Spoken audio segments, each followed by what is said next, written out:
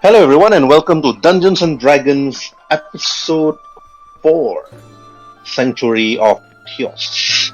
Here, the heroes have actually journeyed further in to actually investigate the missing crystals from all four villages, and they have managed to find one when Duratan went to one slightly empty circular chamber that sees the crystal sitting there idly on the table, perhaps guarded by the eggs of the fire beetle.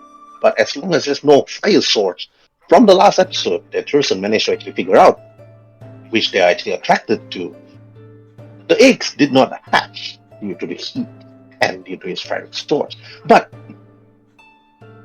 the other adventurers, Thurston and Elgin, was actually far ahead, investigating the other parts of the dungeons, while Runze, Jortan, and Varus was elsewhere.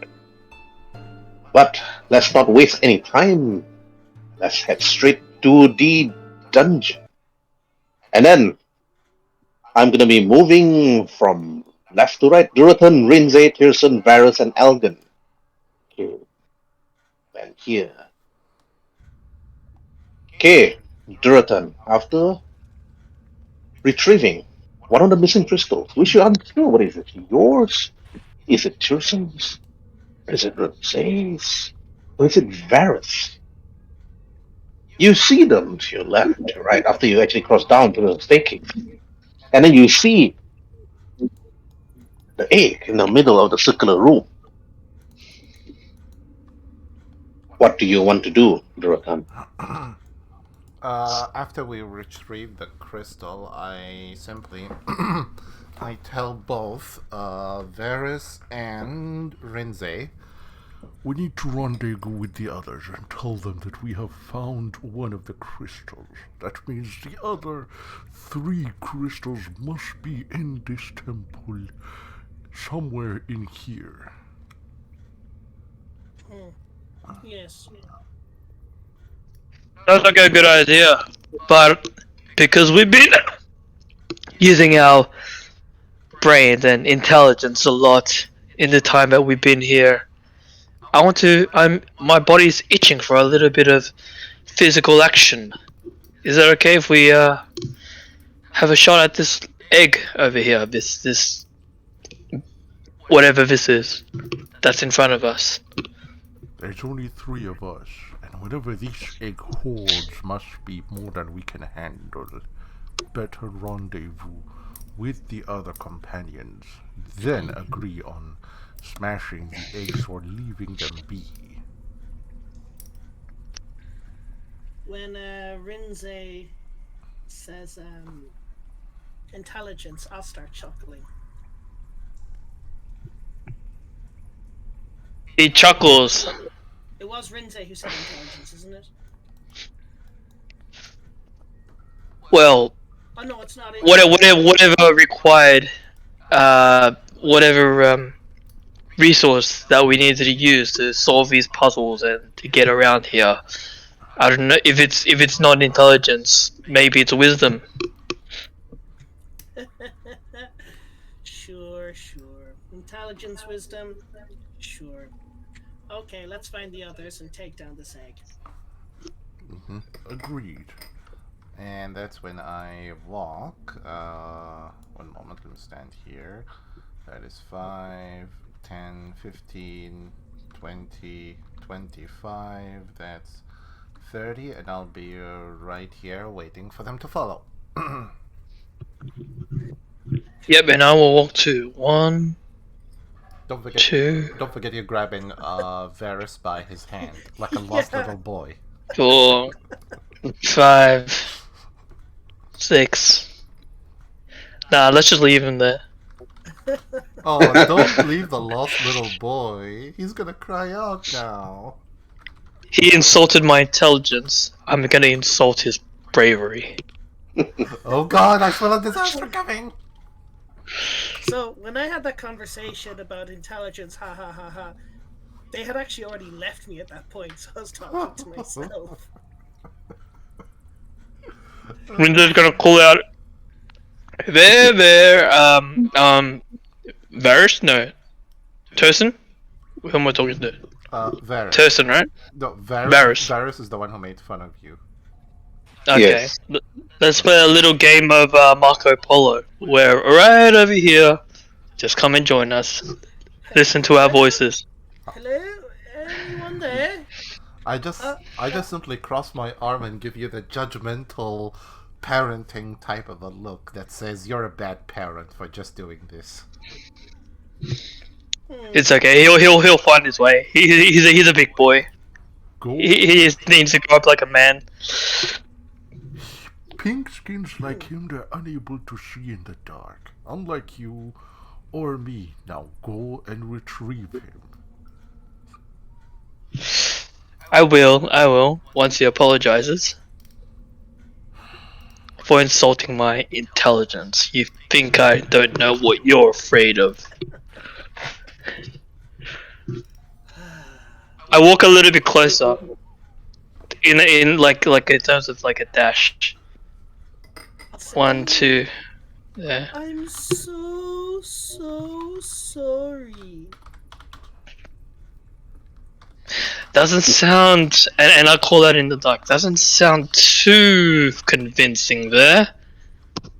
You gotta try it again Very well. in a mocking way. Very well. I shall use my torch to see.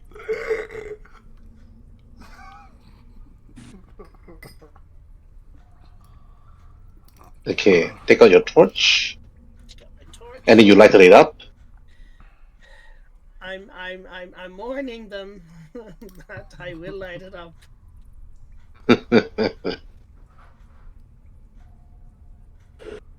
That torch should light up the entire room for him, wouldn't it? 30 feet? Should be alright.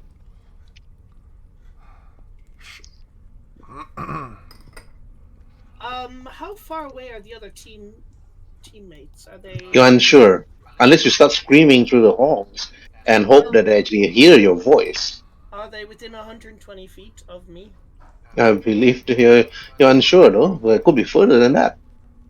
I'll point in the direction that we came from, and I'll start saying, "Hello, hello." I have the message cantrip, so I can contact someone within 120 feet. Okay, you say hello, hello, hello, but No reply. Okay. I'll start slowly making my way over, and I'm about to hit into the egg.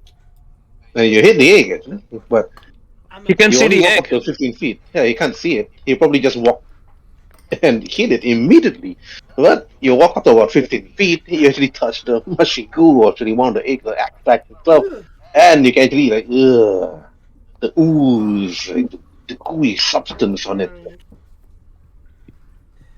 Are we ready to go now, or are you still just going to act like a commoner? Oh snap. He called you a commoner. Well, Rinzai chooses to just ignore him and just keep walking. Right. Okay, while No, the no three of you reaction. walk up, okay, the three of you actually walk up another 6 squares. The three of you. Mm-hmm. Okay. Yeah. 1, 2, 3, 4, 5, 6, right there.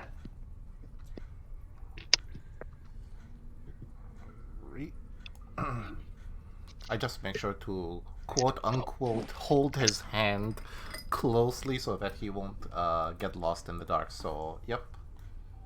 Alright.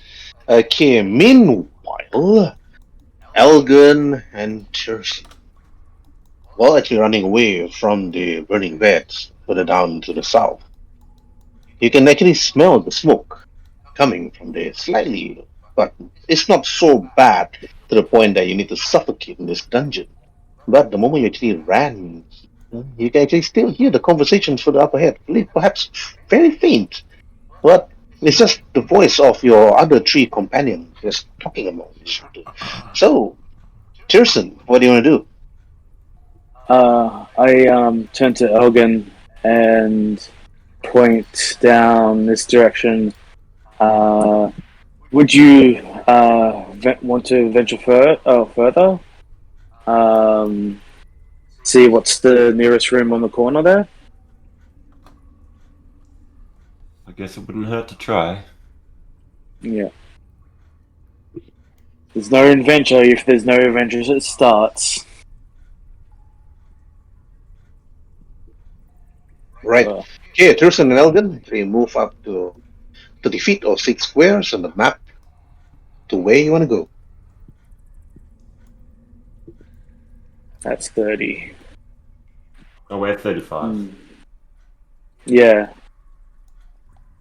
Okay, the moment you Do you actually want walk to the corridor Yeah. itself up to about 30 feet, you come to a T-junction that goes further forward again and turning to your left.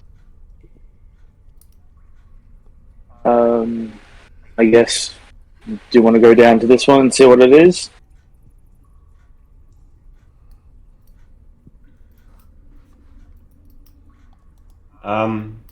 Down to our right. Sure. You go. Yeah. Another.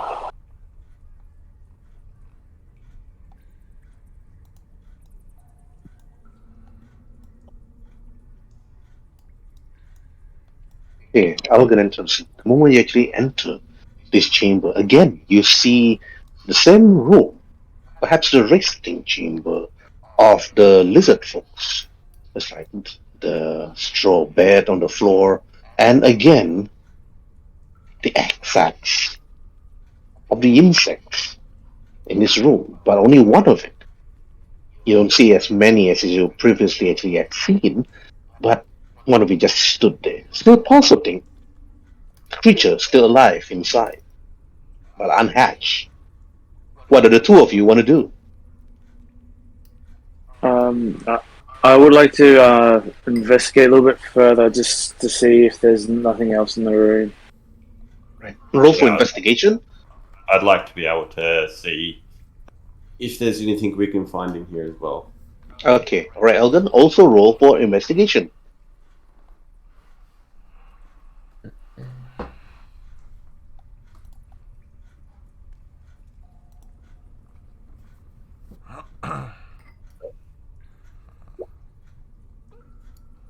Okay. The both of you look around. Elgin, to you, seems to be just another empty square room. The pillars, perhaps to the northeast, northwest, and southeast, southwest of the walls itself. There's another pillar here. Actually, I just remove it so they can actually see your characters. And you look through underneath the wooden bed, so but there's really nothing there. And you look at the egg sac. Again, the creature is still alive, pulsing, breathing, perhaps, but still unhatched, due to the fact that there's no nearby fire source to hatch it. Unless, of course, you took out your torch and then immediately you just unhatch itself. But, Pearson, you check the room, you check the pillars, you check the bed, you check the whole bed itself further ahead near the walls. You'll notice some sort of writing on the walls itself, perhaps carved there using some sort of dagger, but judging by the carvement itself, it seems to be quite old, perhaps due to the citizens or perhaps due to the people that used to live here before. Might not be lizard folks because it's actually carved in common. And when you actually see the words, it's actually stood there and you see the one word like written there and it says Stugok. You have no idea what it means. You can roll for history if you want to know what it means. Yeah, I'll repeat the same to Elgin. There's some writing common at the wall. It's really weird having.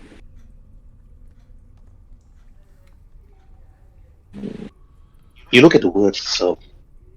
Stugok. You think to yourself, you have no idea what it means because the other words behind it seems to be either rubbed off or scratched really badly to indicate that the full name of this this word itself is hidden or somebody just doesn't want it to be read by somebody such as yourself. But other than that, you have no idea what to do. Alright. I said to Elgin, there's some writing on the wall of common. Do you know what it means? Snuggle? Behind the bed. Yeah, behind the Here. bed. Yeah. Yeah. Okay. Yeah. Yeah. I am not sure, to be honest. Do I? What do you want to do, Elgin? Does it ring any bells for me? Do you investigate the words? When he actually point to you, you look the name, you look at the words. So there's a really long name, but only the first part was actually visible. But the other end of that name itself was just scratched away. And when you look at it, roll for history.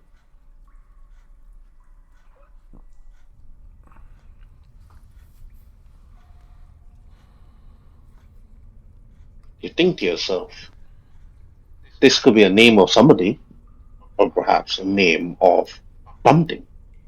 But you need to actually find the rest of the other words to actually combine it. You do know about the history of this temple, perhaps. This was never a lizard folk sanctuary in the first place. This old temple used to be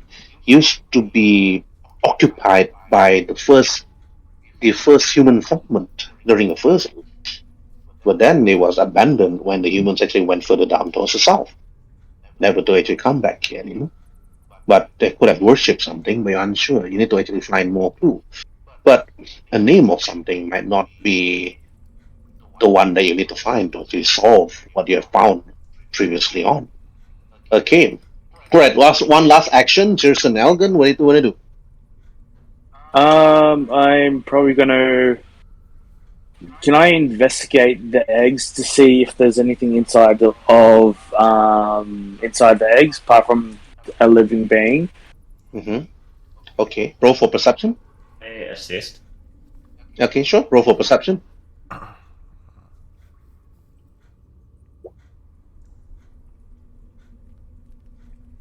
Okay. So let's just assume Elgin roll for a good perception. Then you can roll again, Tirson, to have advantage. Okay, all right. Roll again. Roll again with advantage. Okay, 18 is the highest. Right. Okay, Tirson, you actually peek inside the egg sac. So you can see the watch the water inside. It's like bubbly, and then the fire beetle seems to be just breathing in and out.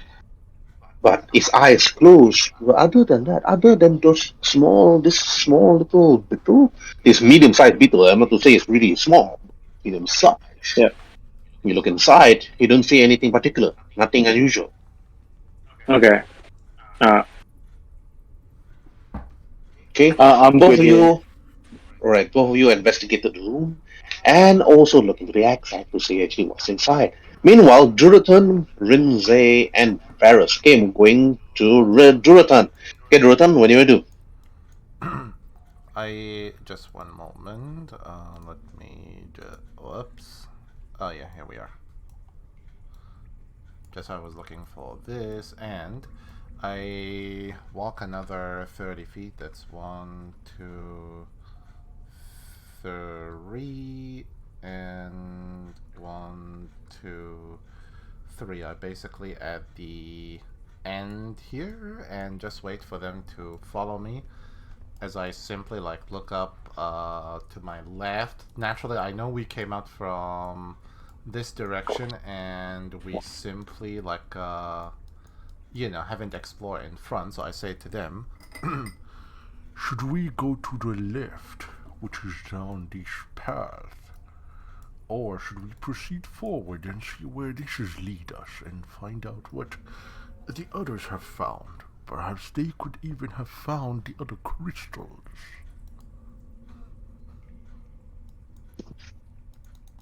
I say we join them. I really want to squash some bugs right now. So let's go join them. You don't have to look far, Rinze, because you do know to your right, which is here, there's a 4 bucks there, actually near one of the monument stone, the ones that the lizard folk actually worship. You could actually go there and squash them together with Durotan and Varus if you feel like it. Oh, yeah. It's okay. Let me roleplay that. It's like I want to squash some bugs, and then Rinze thinks it's like, oh, wait a minute. I remember this place. We walked through here. You're right, Duritan. Why don't we go back over there where that big monument-looking thing was, and let's go squash some bugs. With our companion here blind as a bloody bat, we need to basically rendezvous with the rest and come back and kill the bugs with them. At least that way our blind warrior here can do something while we fight. Oh, true. I don't want to be responsible for another life just passing. No, like even if it's a little bit annoying. You do know he can. Yeah. You do know he can hear you. You know I'm right here. It's like sorry. Did I just hear something? Ay, ay, ay, ay, ay. No. There must be a ghost in this dungeon. I'm hearing voices. Durathan, my friend, what is your role in this group? Huh? And he just like gets this weird puzzle with like plenty of question marks near his face. He's like, roll? What is roll? Oh, Yes. What do? You like to hit things, don't you, my friend? Absolutely. I mean, I'm an orc. Every orc likes to hit things. But at least I am smarter than the average orc and a little bit wiser enough not to smash things that are bigger than me who can eat me whole. Or eat my flames. Rinda is like that's why he's my mate. This is why Orc is my friend. The point I'm making to you, Rinze, is when you require healing, I'll remember this conversation. Ay. Let us proceed forward and actually... Yes. Wait, which direction do you want to go? Do you want to go here or further forward? I say let us go towards our left side. I want to see what's there. Okay, let us proceed then. and that's when I'll take the... 1, Yep. 2, 3, and 1, 2, 3, and basically be right here.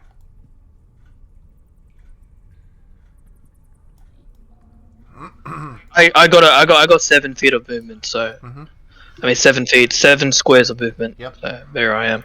I'm dragging You move faster. Varus with me, so yeah, you can like go and scout ahead. Okay, move again. There's really nothing much here other than the sound of the slight wind, the smell of wet, 1, and 2, dry air. 3. I'm right here, Varus. You can stand right behind me. Do they notice the smoke?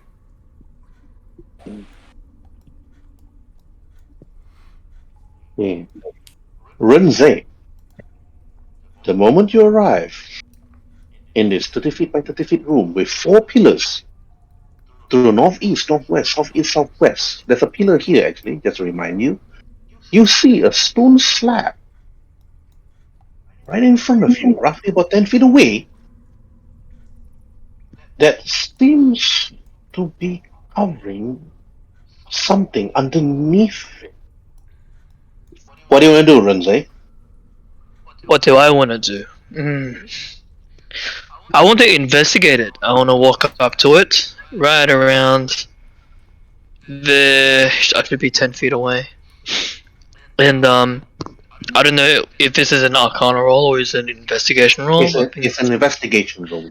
There's no magic Okay. here, so you just need to roll for investigation. Okay, investigation. Can I call out to Duritan and see if I can get an assist from him? Yeah, sure. Role play it. He's just there. He can move. The return. There seems to be a big slab of rocks over here that seems to be covering something. I want to have investigated, and I require some assistance.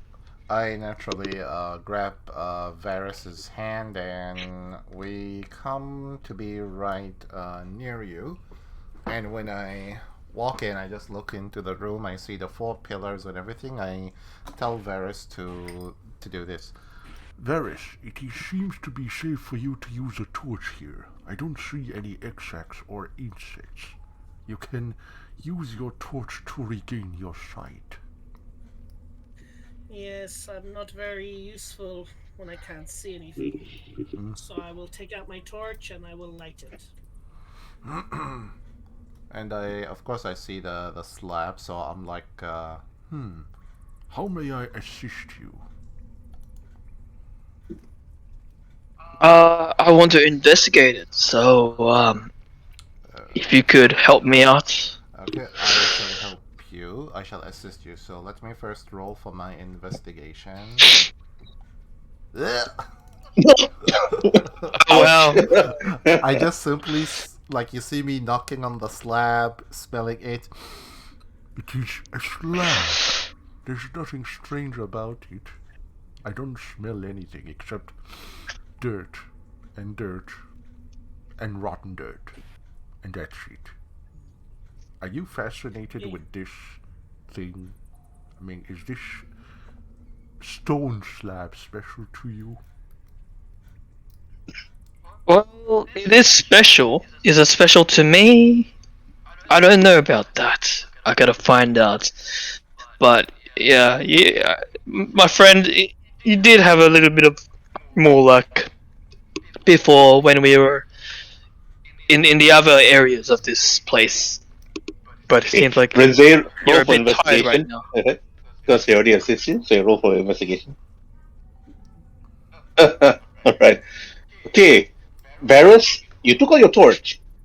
You were surprised to see Duratan and Renze kneeling over a huge stone slab, smelling it, touching it, caressing it, and both Renze and Duratan knows that this is a finely, nicely made stone slab.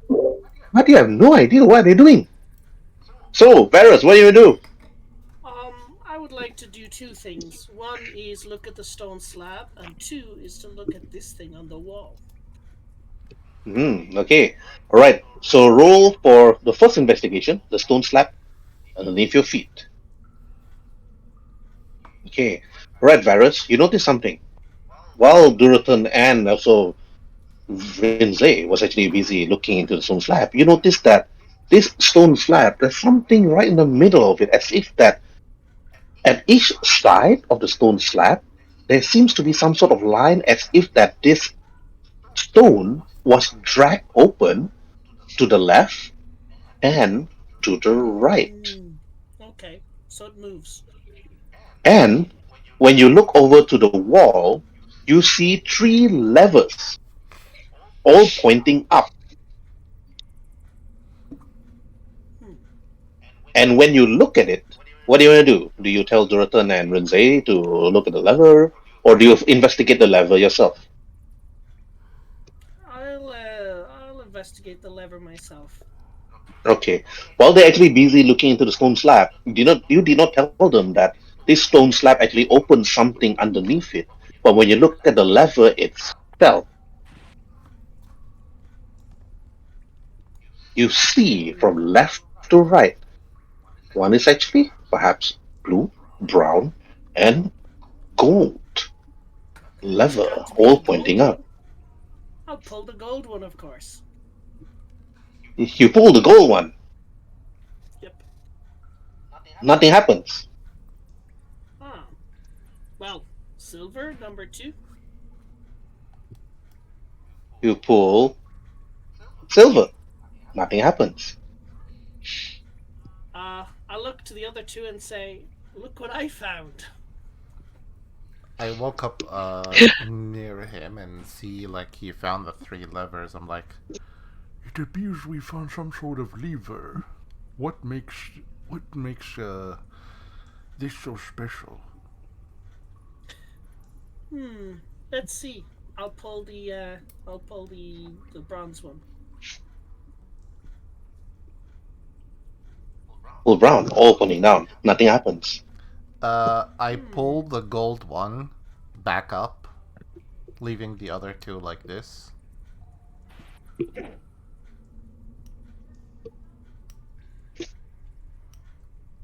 Anything happening? You look at it. You do hear some sort of sound. But again, nothing happens. Okay. I pull the metal one back up. Okay. You pull Middle one. the middle one up.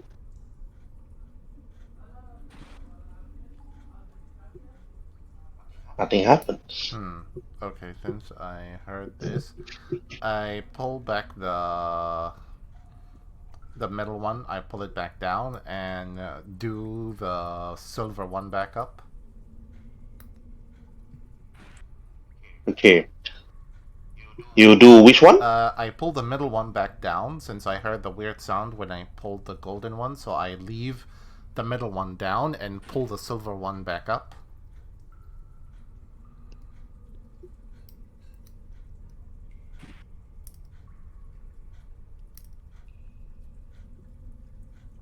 Anything happening? Okay. Alright, you pull this one up, Yep. this one down, And that one up. and then Yep. this one up. And then you hear gruk, gruk, gruk. And then suddenly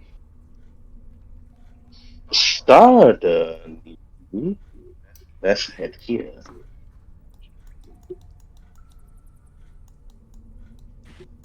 Okay, because I was near him now, so yeah. Okay, what is... Suddenly, portcullis door suddenly slams down immediately, Uh-oh. locking the three of you in.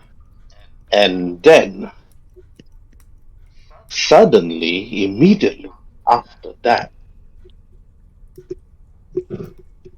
you feel as if, or you heard something, some sort of a hissing sound coming from within the walls next to you. Oh no. And then, okay, Renze, since you're the person with the highest perception in terms of smell, roll for perception. Okay. Let me just open it up. Perception.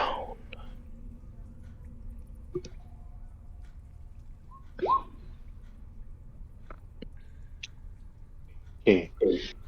You smell. The smell itself feels a bit odd. It smells like some sweet perfume or sweet lavender that perhaps you never smelled before. But, okay, Duratan and Varus, somehow you feel a bit drowsy and a bit giddy. And you're unable to actually stand on your 2 feet. Okay, the three of you, please roll for Constitution saving throw. Constitution save. Constitution save. Paris pass. Duratan pass. And Renze roll for con save.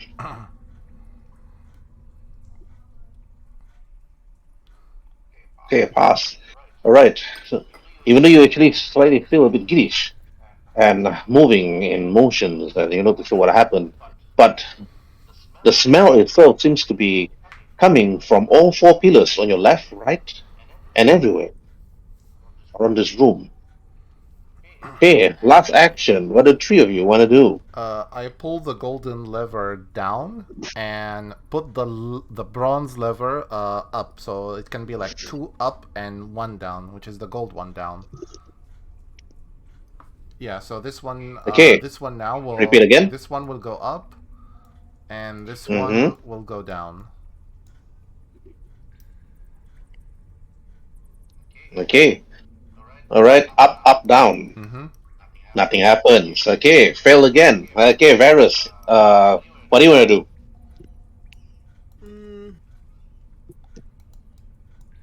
Okay, I'm going to reset them back to the way they were. So the three of them up.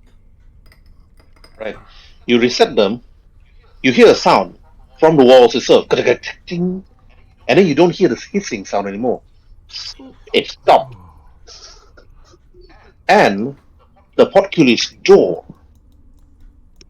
lifts itself up, and then Looks like we avoided. disappears up. We But avoided death. the gas is still there. And okay, Rinze, you see the portcullis door is still up. The gas is still within the room. You can actually run off without smelling the gas, but Varus and Durathan sadly have to roll for con save. What do you do, Rinze? I'm gonna, because what's his name? Varus is like right here. It's like, great, I have to save his life again. I'm gonna grab him and I'm gonna walk out of a room, just slightly, not too Alright. far. Okay, roll And for strength to carry him. Okay. Roll for strength to carry him, and you run out from the room before the gas actually takes over.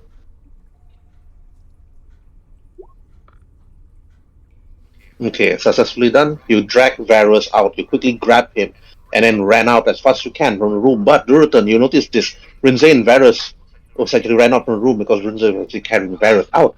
The smell itself is so overwhelming. It actually goes through your nostril. Roll for con save. Okay, don't fail me now. Ooh. No. Can you move Varus as well? Too, right? Yeah, Alright. perfect. You like, "Argh!" You hold your breath as long as you can. And then you rush out, following Rinze from the back. 3. I just like Okay. try not to breathe through my nose and act like a raging bull as I run. I'm like, "Roar!" As I run, I'm like, What was that? Some sort of trap? I mean, we have to know how to open whatever the levers are designed to open. But as you ran out, meanwhile, Turson and Elgin, the two of you are actually wondering what are the other three doing. Well, they haven't come down yet to actually look for it, the two of you, so you assume that they could be safe right now. So, Turson, Yep. what do you want to do? I turn to Elgin. So there's nothing in this room. Do you want to push on Sure. and hopefully find the others? Well, do we want to go back the way we came, or do we want to push on to the other direction? I'm pretty happy either way. So I think we should push on for a little bit longer. If we haven't heard from anyone or find anything, we'll head back. What do you think? Yeah, sounds like a plan. Alright, I'll push forward to here. Heading back to the T junction that goes to your left and to your right, and where you came from. Yep, We're gonna we'll go down. Where do you go next? We'll head down further.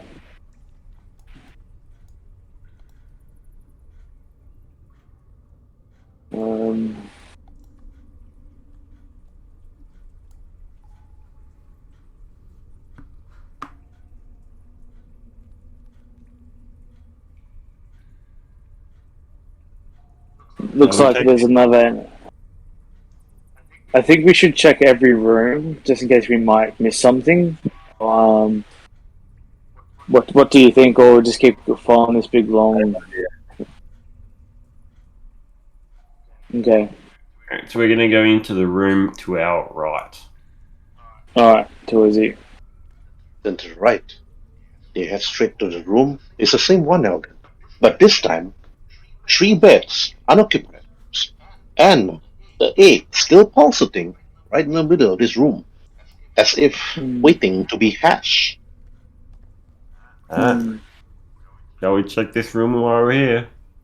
Yep. Do you want advantage or separate? I get a -1 to my advantage. My minus rolls. One to my every roll I roll for investigation is -1. So I'll give you the advantage. So if you roll investigate, I'll give you hopefully I get an advantage on that as well. So Okay, roll for it. Investigation on the room.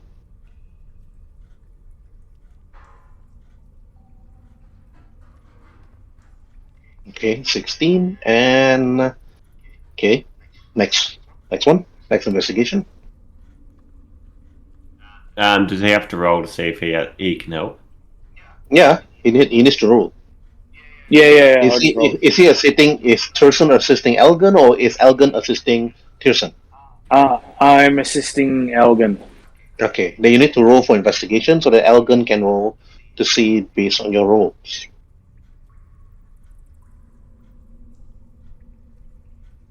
Okay, nope, Thurston doesn't have the advantage, but you do actually assist him to actually check this 30 feet room underneath the bed, the pillars itself, and even the eggs. But again, there's really nothing unusual about this room, other than the egg have not been hatched yet.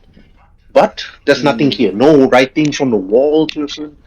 Together, Elson also checked to see the floors, the walls, but nothing. Nothing here. Okay. What the two of you want to do? We'll just push up. Try the other way.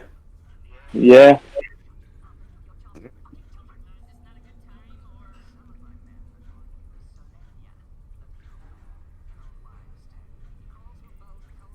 Heading straight to the hall. You reach a dead end. Again, the room goes to the right. Like, inside is still the chamber where many of the lizard folks actually stay. What do you two want to do? I am definitely going to be checking out this room. Yep. Okay. Elgin and Thurston, the moment you actually enter the last room of this dungeon, this 30 feet room, the pillars all over the place, splashes on the wall, the floor, the eggs itself, like pulsating. And what surprises you is you see 2 lizard folk, their remains on the wall and on the bed, and a chest chained up at the other side of the wall near one of the pillars. What the two of you want to do? I would like to investigate how they died. So probably a medical check. You can go to one of the bodies. Which one? The one here or the one on the bed? The one on the wall or on the bed? The one on the bed. Okay, then you move closer towards the one on the bed. You notice that this lizard folk, apparently his stomach was, what you notice using a medicine check, it burst open. He burst open. What? The stomach was actually, it burst open. The wounds itself. You can see from the wounds he was not killed by any weapons. It's just that the stomach just like ripped itself apart from the inside out. I relate this to Elgin. Would the reproduction of the bugs could do this? Okay, he's a druid. So you can roll for nature for this one. Okay, Elgin, you can roll for nature on this one. I'll have a look at the one against the wall. See if that's a similar fate. and then I'll try and determine what could have caused it afterwards. All right. Okay. Then roll for medicine for the one on the wall. Okay, you kneel closer. You look at this other poor lizard folk. You notice that he doesn't have the similar wounds like the one on the bed. This one, apparently, his legs, his arms, his abdomen was chewed. Something bit him to death. Hmm.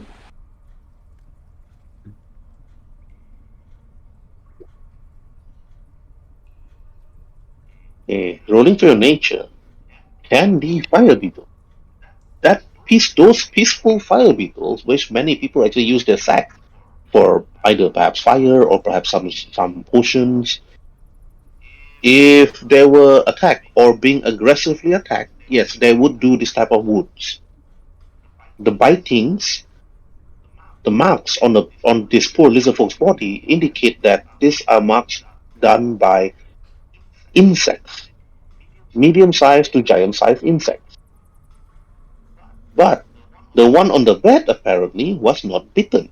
It seems that his whole stomach just exploded, and then that's about it. Hey, Tirson and Elgin, what do you want to do? Would I be able to determine if either of these bodies was the shaman? Okay, shamans don't wear regular some sort of leather armor and carrying swords, so these two are apparently not the shaman. Hmm. Is my passive perception picking anything up with a 15? Nope. I guess investigate the chest and the room for traps and things of that nature. Yeah. I'll Okay, Elgin. assist Elgin. So Okay, Elgin. Okay, Tirson, roll for investigation first, and then you roll for your score. Okay, Elgin, you roll with investigation with advantage. 18. Okay. Both of you actually look at the chest. The chest is actually chained up from it's like the locks itself and even the covers. But without the keys, you're unable to unlock this. And you both of you actually whisper underneath your breath, damn, I should have made a rogue. You think to yourself.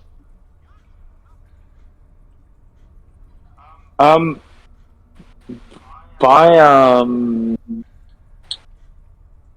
uh with the lizard people on the ground, do they have any equipment or search the bodies? Yeah, carrying short swords. The one on the bed, apparently his belongings is definitely unusable other than swords that he's using underneath his bed. Mm. And some of his like rations, mostly just worms and just like fish and stuff which is rotten already. You search through his body. Okay, roll for another investigation. Yeah.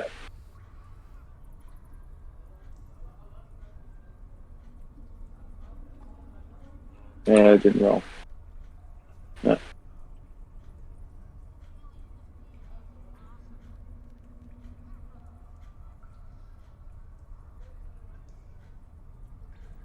You rummage through the poor lizard folk remains. You don't see anything that could assist you to actually open the chest. Okay. Because what I was sort of planning to do, if the chest it was a padlock, not a lock inside the chest, I was gonna break it open with one of the swords. See if I can break it open. Yeah, you can, but wait until what Elgin do first. Okay, Elgin, what do you want to do? Yeah. I've got two ideas. First, I want to try the rusted door key that the step chieftain gave me. Mm-hmm. See if that will unlock the chest. You took the rusted key. That could actually that actually unlocked the first gate, and thinking you could actually use it to open the chest. You look at the key; it's way too big for the locks for this chest. That's right. Secondly, I'll turn to Pearson. Is that right? Yeah, yeah. If you Yes, my give friend. me 10 minutes, I can see if there's anything magical within this box. See if it's worth our trouble at this point. Sure. Sure. I will spend the next 10 minutes ritually casting Detect Magic. Alright, you spend 10 minutes time. Hero for Arcana with advantage. While you do that, meanwhile, Duraton, Rinze, and Varus. The three of you actually escape that sort of gas. You're unsure whether it's actually poisonous, but it might be, due to the fact that Varus and Duraton was actually quite drowsy and it's like a bit giddy. It takes some time to actually breathe some sort of dry, fresh air from within the dungeon. Then after escaping, you regain back your composure. Okay, Duraton, what do you want to do? I simply like after huffing and puffing from just escaping from this and taking the fresh air, that's when I say to them, Maybe we should try the other passage. Perhaps it will lead us to our other companion, so we can tell them about this. Perhaps they might have an insight into how to do these levers and unlock whatever is the slab is hiding. I think that's a good idea. Yeah, that's a fantastic idea. Much better than just trying to figure it out ourselves. Like we could have died in there. So let's go in the other direction. I'll put out my torch. Okay, you put out your torch. Take the lead, Duraton. I'll follow. 2, 3, You're the spiritual leader over here. 2, We'll follow you. 3. That's, that's 30 feet, and yeah. And you can grab his hand gently, and yeah.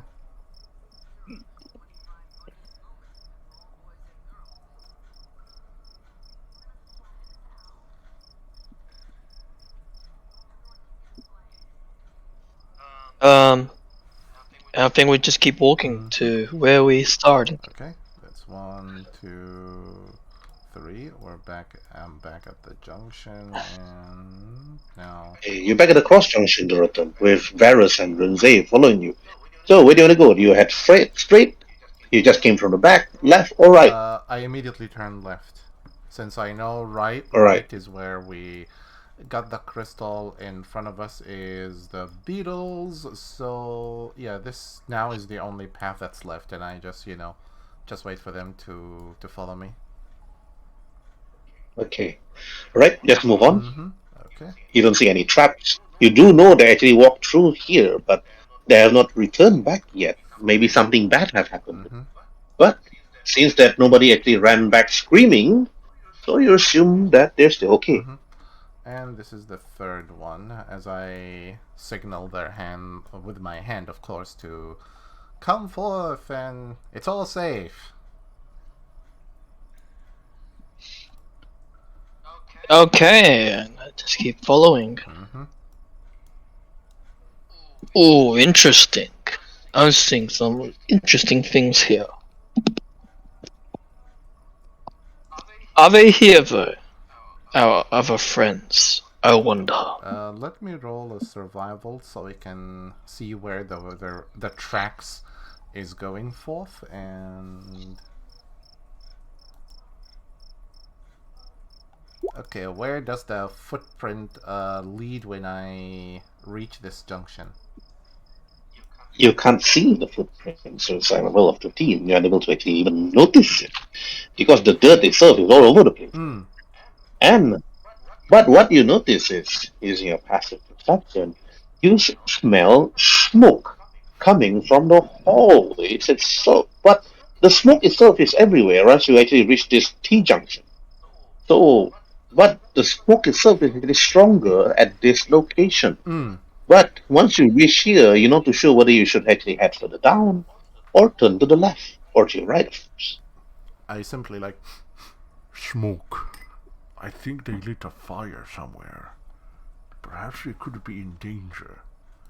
I walk to here, stand here. Where does the smoke, if I try to inhale the smoke to determine where does it come from, does it come from this direction or this direction? This way you roll for perception Ah, okay. Perception. with advantage. Okay. The smoke is stronger further down. There's a smoke coming further down from here. But it's up to you. Should we explore that direction or should we head further down there?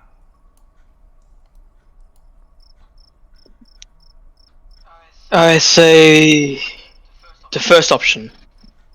We go forward then. And I walk. Yes, we go. Don't forget to grab the lost child.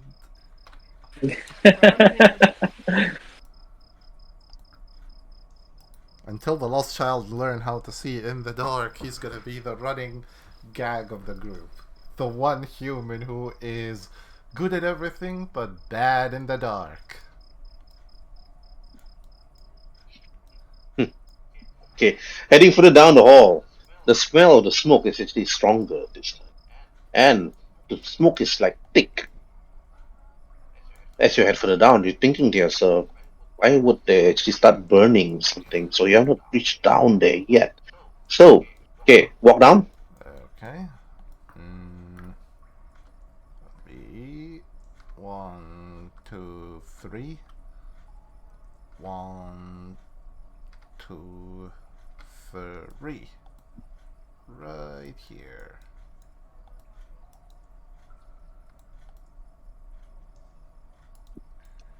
I'm just following my nose at this point. I'm just following as well. Yep, just keep going forward. Exactly. Right. 1, 2, 3, Corridor itself stretch 4, all the way down. 5, 6, 7.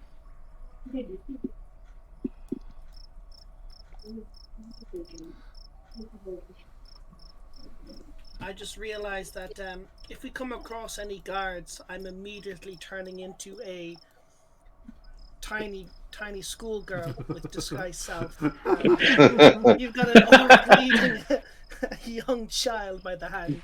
Oh god. Questions will be asked. You know that, don't you?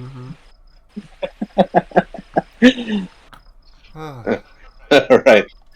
Okay. And Okay, the return you actually smell it's actually thicker further down. I The smoke itself I is walk thick. just here around the edge. Since I know this is where the thickest smoke, I kneel down in a kneeling position so I can see the source of the flame and what's happening. So I shall be rolling for my perception. Yes.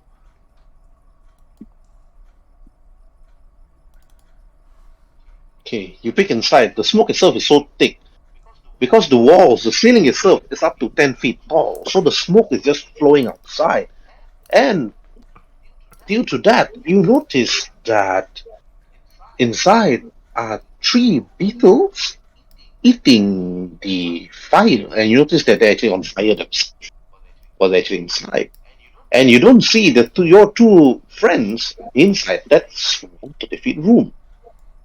I call with my hand for Rinze and you just see me hastily calling to you, like with my hand, signaling to you to come close. I hear his call and I go in 1, 2, 3, 4, 5, 6, 7.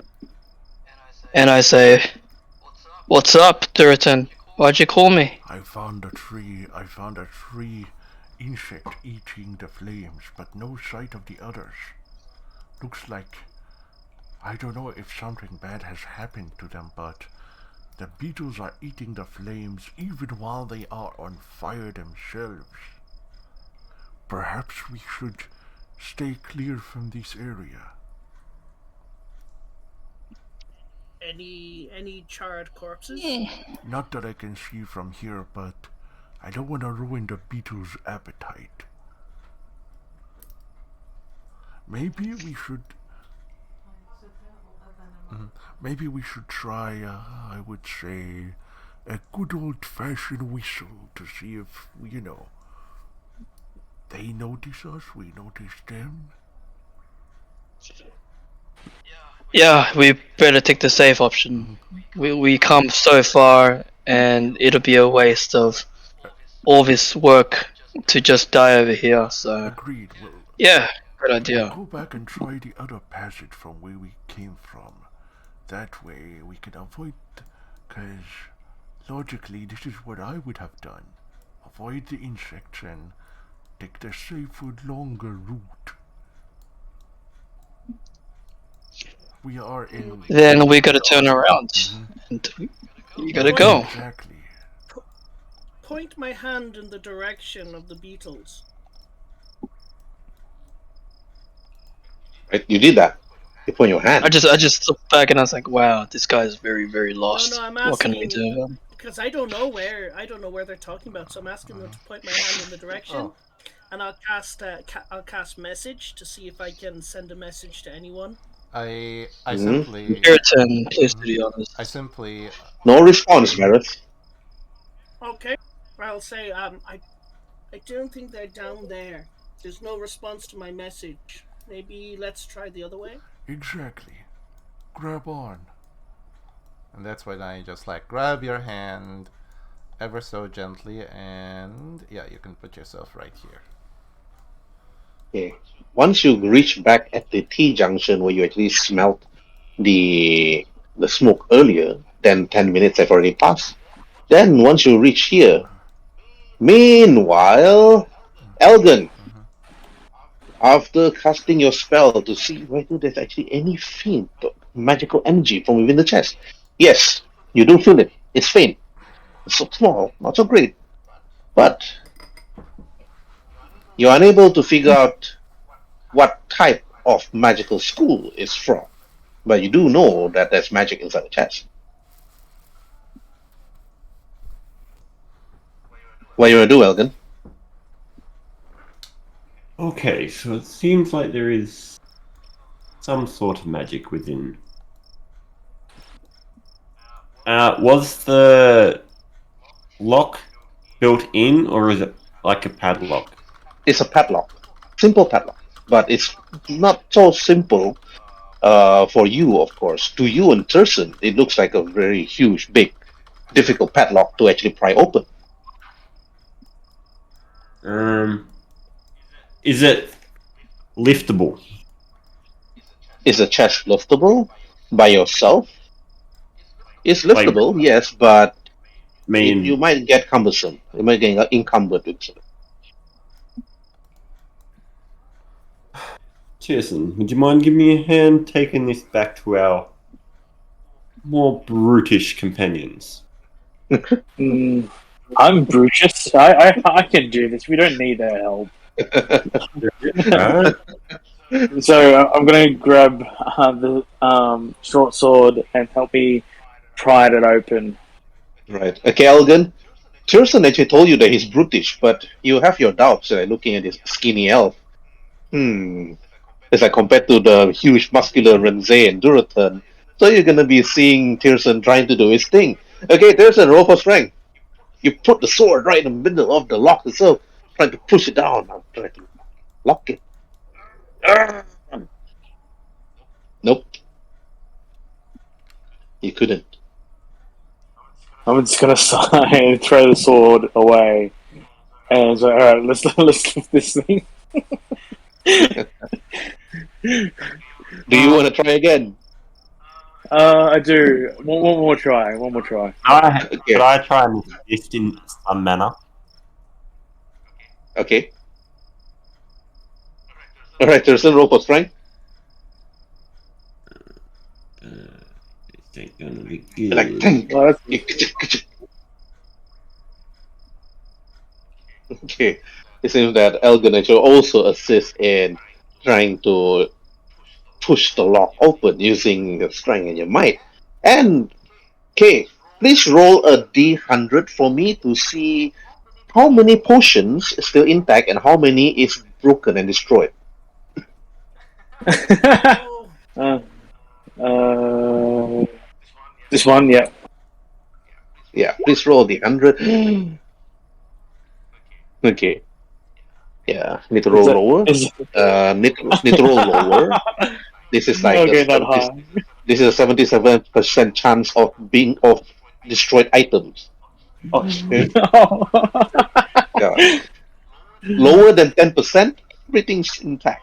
Or lower than 20. But 70% is okay. Let me roll for my Ah, dice okay. and see how many items is intact and how many scrolls are damaged and unusable. oh no. Fuck. Just pray. Just pray long and Right. hard. Okay, Elgin and Turson, you managed to open the lock. The chains broke. The lock fell on the floor. Ting, ting, but you smell something fall the moment the lid opens slightly, as if it's a mixture of many different chemicals that that poured all over the place. When the chest opened, you see a few parchments or paper nicely waxed and tied. It's like wet because of this multicolored goo that just surrounds the place. And then after that, you see a number of broken vials, a number of broken vials all over the place. And the only intact vial that you see is two intact vials, other than the others that you're not too sure how many has been destroyed. And then you notice out of out of four scrolls that's nicely wrapped together and tied, only one remained out of four. So, but other than that, inside you see copper pieces, a number of copper pieces. Okay, all right. This is what you found. Okay, simple vials of potion. All right. Okay, one potion. Just gonna show to you. It's like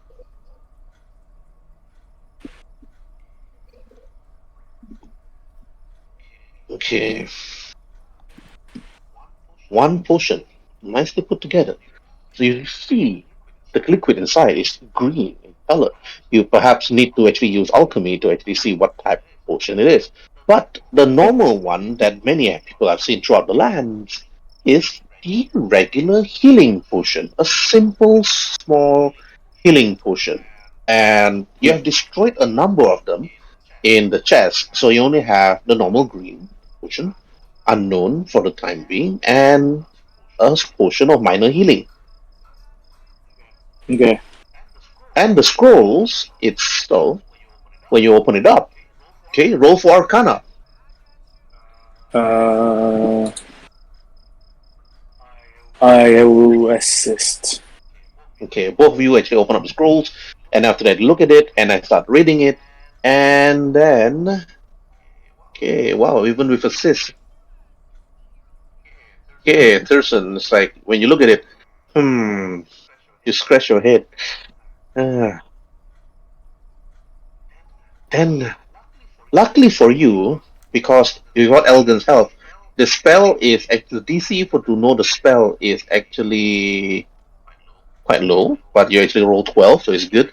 It's actually a potion of acid. It's actually a scroll of acid splash. Okay. Okay. I turn to Elgin. Do you want to hold on to these stuff and document? Have you got a potion of healing yourself? No, I don't. I have one. Okay. As part All of my right. chart. Well, that's good.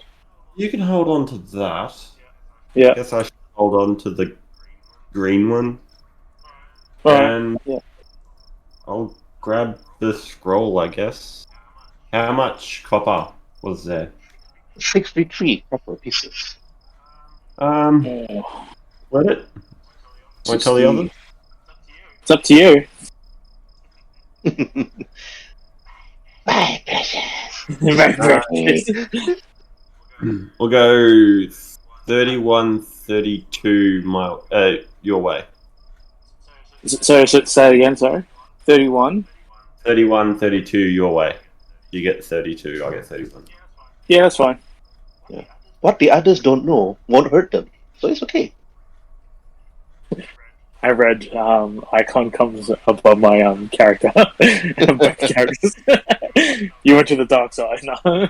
Hey, Thurston, you're a nice Dampier paladin, but you have carried that elvish shield behind your back for quite some time now. And now, after destroying this chest, and obviously the lizard folks probably don't need the potions and the scrolls and the money inside. They might have actually locked it there, perhaps. Perhaps when they actually investigate this dungeon a long time ago, when the humans was actually first set foot on this place. So, what do you two want to do now? We'll guess find the others, I guess, because we already have done what we find where this road ends, so we'll just go back and see if we can find the others. Okay, alright, then move further ahead. Then, just because you all know that each of the rooms is mostly empty, the moment you all actually walk up, then all five of you actually bump into each other at the T junction here. So, move your character here and then here for Dorothon and Rinze and the others. Mm-hmm. You all bump into each other. Yeah. Okay, alright, now to Dorothon, okay, and Rinze and Varus. Okay, Dorothon, you first. You saw Thurston and Elgin in the distance walking up to you and the rest. What do you want to do? I immediately, it's like as I walk and I see them, I just say to them, Ah, good. We've been looking for you. We found one of the missing crystals. Oh, that's great. Do you know what one? We don't know that yet, but we also encountered something else. A hidden, a slab, a stone slab that appears to be hiding something, and 3 levers. We tried to mess with them, but ended up almost sleeping through some weird gas. We barely escaped with our lives. Perhaps you should like to, weigh in on the problem and see what the slab is holding. Yeah, I scratched my head. Have you tried wearing something over your face? No. And, Like a piece of cloth? no. But maybe 5 brains are better than 1. Exactly. I'm not saying you're slow or anything. I'm just saying, like, it's a good method to use. Did you find anything at your end? Yes. Nothing much, just some dead corpses of lizard, and that's it, really. And a bunch of egg sacs. Yeah, a lot of bunch of egg I'm sacks. assuming you're the one who lit the fire down this path. and you saw I kind of like eye to Jason. Yeah, like we wanted to investigate what's inside the egg sacks, just because we thought the crystals was inside of them. So, and what happened was we were unsuccessful, and we light a fire just in case more bugs, more beetles came, and they came. So from the roof. At least you learned from your failure of an experience. Remember, luck Yes. will not always be on your side. Anyway, let's head to we'll take you to the stone slab.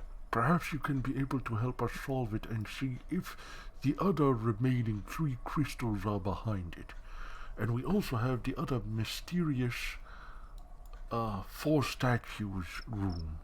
We have yet to solve that, but time of the essence. The crystals come before anything. And that's when you see me like taking Varys by the hand like a lost little boy, and yeah, just taking them. I'll just take you all to the room so that you can just put All right. Then you lead them there. Yeah, don't have to move square by square. You just lead them there, and then follow. Yep.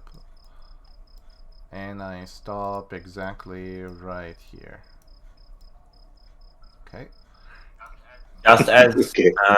Duritan is starting to walk off before we all move, I'll turn around to Tierson and say in Elvish, why do we have to babysit this child? It's like everything. Good deeds will be rewarded, I guess, in this life or the other. I'm just and then start walking.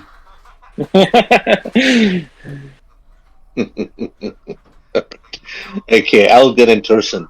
Duratan leads all of you towards the 30 feet room, which he actually said there was actually a trap that actually emits some sort of gas, where a stone slab is actually blocking some sort of passageway moving further forward. And then also explaining and telling you all about a lever on the further side of the wall with 3 different distinct colors. Okay, Alden Turson, what did you want to do? I reach in my pocket and put something over my face. I recommend only a select few should come in here and investigate what they found. Like, I guess they tell me about the panel and everything. So I'll head over to the panel, and that's it. I guess that'll be on my turn. All right, Elgin, what do you do? Turson actually is there, standing at the panel, looking at it, looking at the 3 levers, silver, brown, and gold, all pointing up. While Duratan, Varys, and Rinzai is standing at the hallway further back, refusing to actually enter, because they know what's going to happen if anything happens. Is my detect magic picking anything up?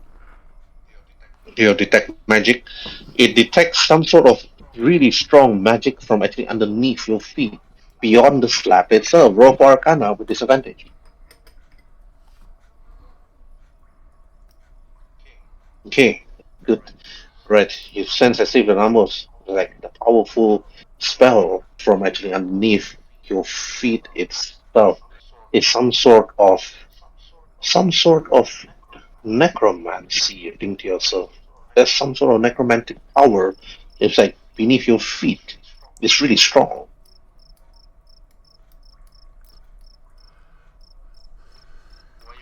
What you gonna do, Elgin? We'll turn to Tierson and go, What's up? I'm not sure we want to open this. Why? I'm getting rather strong necromantic Okay. I'm gonna. from below. Okay.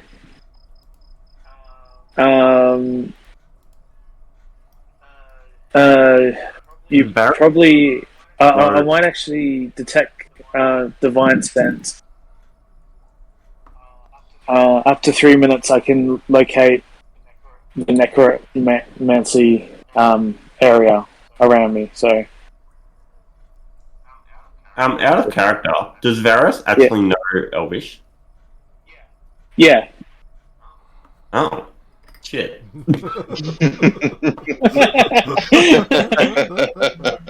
Alright. Okay, Turson, Elgin. You see the lever on the wall, but Elgin feels there's some sort of strong necromantic power beneath this stone slab itself. But when you use your divine sense, you don't sense some sort of any sort of evil or or even undeaf within this temple itself, within this confines, or even underneath or around you. You're not too sure. But what you notice is that the lever itself is pointing up. But the others actually told you what needed to be done, but you're not too sure whether they remember the combination or not. I simply tell them that I can roleplay this. Don't try to lower the silver and leaving the others up. It will trigger some sort of trap. But before you say that, roll for intelligence. What do you still remember? Okay. Oh, here we are. System. Oh, no need. Oh, No, never mind. He rolled a natural 20. Never mind. You can't assist intelligence. It's like oh, natural 20. You're smart, Dorota. You actually told them the combination they have done together with Rinze and Varus. I just tell them everything we ever done, including pointing upwards into where that door will come out to block the room. Okay. To the others, Okay. to the others around, you're just surprised that Duratan, even though he's an orc, he's a really smart orc.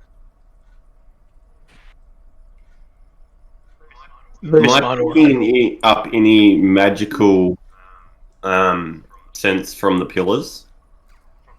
From the pillars, the floor, the wall, the levers, everywhere. More so the gas trap. Okay, that one you're not too sure. You're unable even to see the halls from the traps itself. You do know that the levels itself magical. And this whole room feels magical to you. Okay, so Elgin Turson, what are you going to do? The others are just standing behind the door. I mean, they will not go in. I will. Cheerson. It seems like these levers have a monetary value placed on them. Yeah. As in, there's gold, there's silver, and there's bronze. You might have to activate them in a certain order. Yeah, I think probably start with bronze, silver, and gold. Could I look at the pillars? Yes, you took out your torch easily. Because this place is safe for you, like Varus. I'll look at the pillars. I want to see if I can see anything interesting about them. Okay. Right, roll for investigation, Varus, on one of the pillars. There's 4 actually. One here also.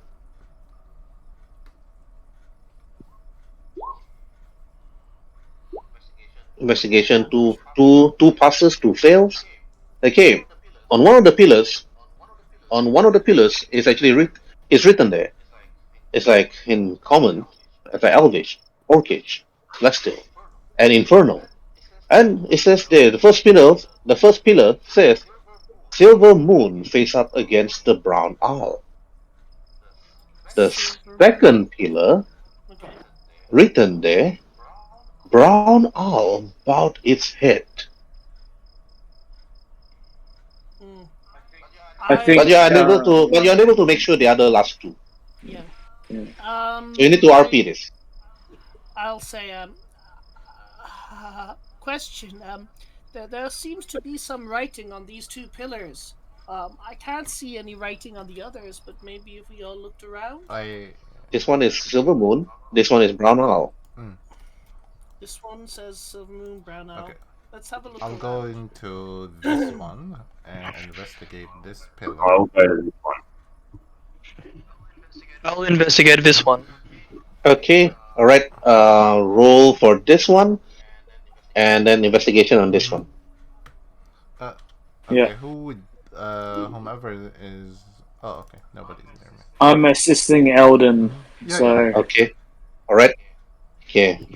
Okay. So Turson and Elgin, you actually found the writings for this one, and then Duratan, and then It's like, hey, Dorothea, you actually try to see the words written on this last pillar, but you're actually unable to make out what it's written. What is it even?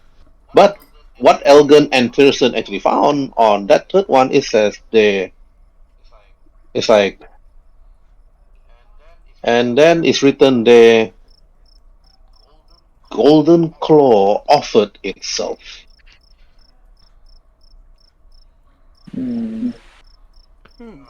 Alright. Do I I'll remember? repeat this to the group.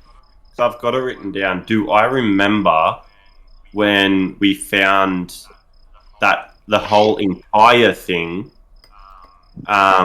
written somewhere in one of the other rooms? Yes, you Yeah. actually wrote it down. Yeah, I wrote it down. Your character wrote it down. He was like, there's 3 here. It's the same as the room previously before. But there's a 4th pillar. But you only wrote 3. So what's the 4th one? But Dorothea couldn't even make it out. I call I call for them and say, I can't make up this writing here. It is too small for my orcish eye. And I will try and, like, with Duritan's help pointing it out to me, try and see what it is. let me roll for Okay, roll for investigation wait, again. let me assist you by rolling first. And you have advantage, so roll again. The writings, Alvin, it's much more difficult for you to decipher. Okay. This will take quite some time to actually investigate. You can roll for investigation again. 10 minutes have passed, 20 minutes, 30 minutes have passed. The torch finish. Okay, Varus, you have to count another torch and reduce your torch, please. Okay. Seeing this, I will cast Produce Flame in my hand. Alright. Okay, you cast Produce Flame. Okay, investigation again. Let me help you. Yeah, God. Oh, okay. Yeah. You have advantage. Ask the damn peer to read it. I rolled a 17 on my investigation. Okay, Elgin, roll for advantage. One more time. You got 3, and you got 7. What the hell? Unable to defeat a DC 12, but you're like, Elgin is like, it's like another 10 minutes have passed. Right, Renze, Varus, and like Thurston just standing there looking. So have you figured it out yet? But Thurston, it's like, what for Elgin? You can't make out the words. It's so badly scribbled. It's so badly written. As if so badly scratched. As if that nobody actually wants you to read the last riddle at this pillar where Dorothea is actually standing. Maybe somebody else. Maybe somebody else need to be there to investigate together with I Dorothea. call for like naturally Varus and Renze and everybody to come in and read this thing with us. Like, just read it. I don't want. I'll put my hands up in the air. Right. Okay, here's an investigation roll. How much trouble does one pillar need to have? Alright, Varus, roll for investigation. Okay, Varus figured it out. Okay.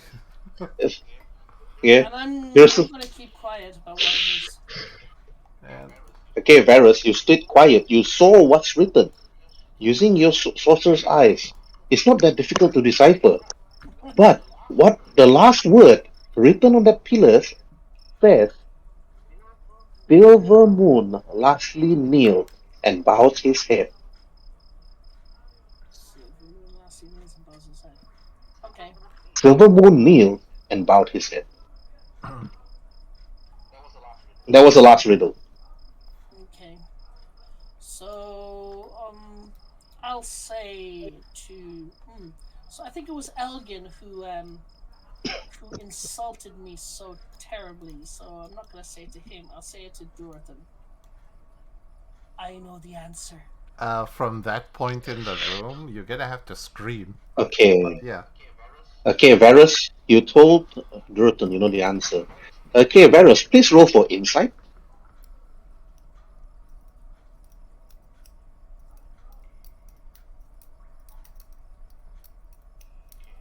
Okay, Dorothea, please roll for insight when Varus told you, but the others cannot roll for insight. Only Varus and Dorothea. Okay, Varus and Rotan, when you look at the lever and you look at the puzzle, so you look at the riddles of the walls, it is not a 3-sequence lever pulling, it's 4-sequence, meaning that you need to pull the lever 4 times in a proper sequence. Okay. I tell him. Recite the So, who wants to die recite first? the poem one more time, starting from the first. I'm the one that has it. I'm saying this out loud. I'm saying this out loud. Recite the poem one more time, please, starting from the very beginning, passage by passage. What's the last piece? Hmm? So I can put it all together. I look into Varus and say Elgin? to Varus, Be the better man in this group and share what you know.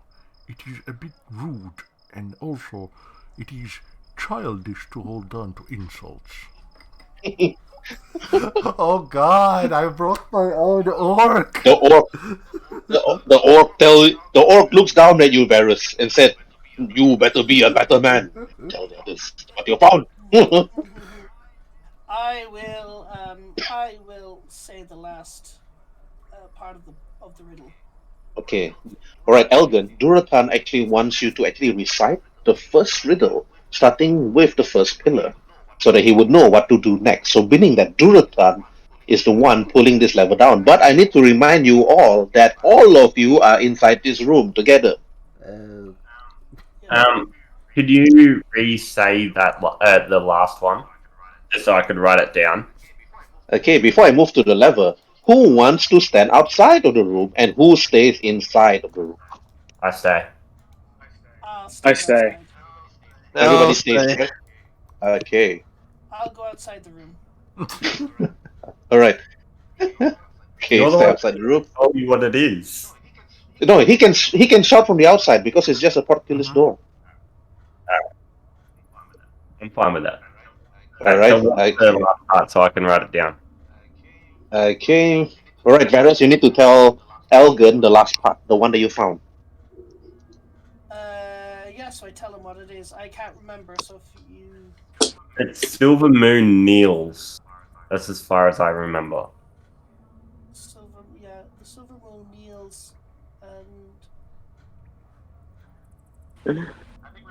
I think we're role playing our characters really well of like can't remembering things. and laughing down. I mean, this is the first time for me to role playing a smart type of orc who is also wise enough to give advice. Like most orcs, they have an intelligence of below 10, and their wisdom is even worse. That's why they think with their muscles, not with their brain.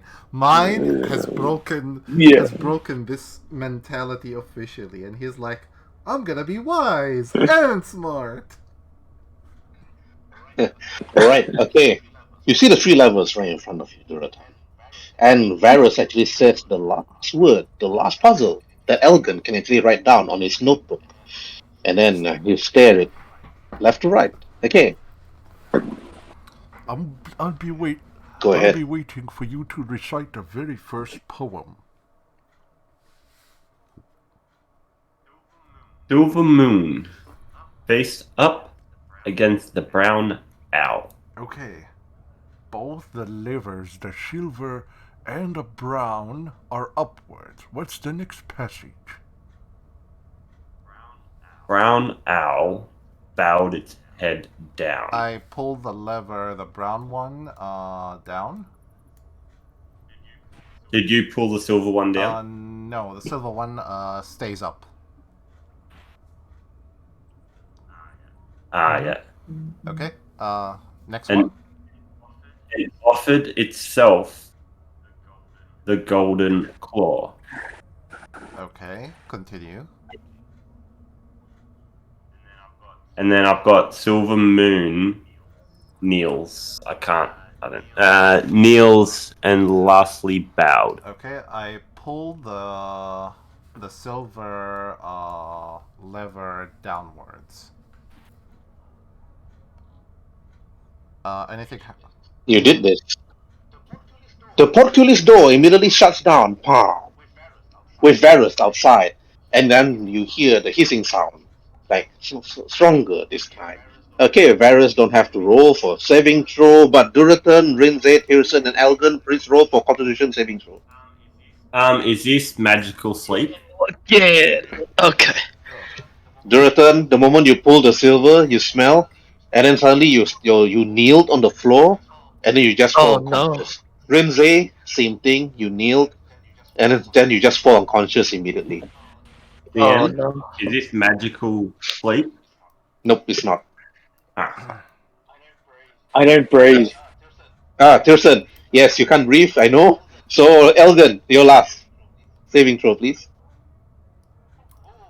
Oh, man. Elgin, you fell unconscious immediately. Okay, Varus, You're the only one. this is what Varus, this is what surprised you.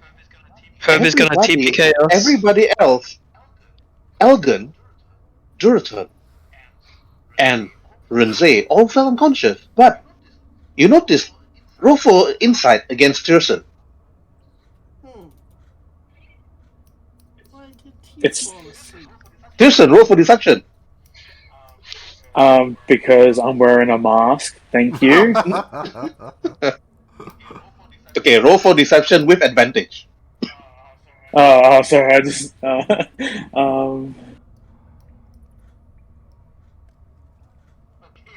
Okay, alright. With advantage, yeah? With advantage is 6 and a it's 6. 6 and a Okay, 6. Varus, this is Very what surprises you. smart, Tirson. Very smart It's like, indeed. Tirson doesn't seem to be affected by the gas, and he doesn't seem shocked. He's not surprised. He's not shocked. He's like, what happened? He have these expressions like, what the hell happened here? yeah. So either Varus can really hold his breath really, really long, or he have really strong lungs, or there is something wrong with this man that you're looking like inside of the room itself. But Varus, you know how to stop the gas from going on. Jerson just need to actually pull all the lever up. Yeah. Then the gas will go back again to its normal position. I'll tell him. I'll use a message to tell him. Quickly, push the levers up. Okay. I'll push all the levers up. Push my two hands. I Use won't your say two anything. I just nod my hand. Yeah. I'll just nod You my push it hand. up. Yeah. Okay. You notice that the moment Varus told you that, Jerson, you pull both up, but that's not the thing that actually surprises you most. Varus actually noticed something about you, but you just like kept quiet about it and making sure that hopefully nobody knows. You think to yourself. But you notice that Duratan, Rinze, and Elgin is sleeping on the floor. The Populous door opens before you, Varus. But either you're gonna let Rinze and Duratan and Elgin have a good night's sleep on the cold dungeon floor, or you just they just need to have a good slap on the face and just to wake them up. Just a good slap. When it comes to Elgin, I just shake him. So. Do you want to roll for strength for your slap, Duratan? Yeah, sure. I mean, if you roll a natural 20, that's a really strong slap, you know. Okay, that's a really strong slap. I want to try slap. After he slaps him, I want to go over and slap as well. Okay, sure. Who do you slap, Varus? I'm slapping Elgin. Okay, alright. Okay, easily done.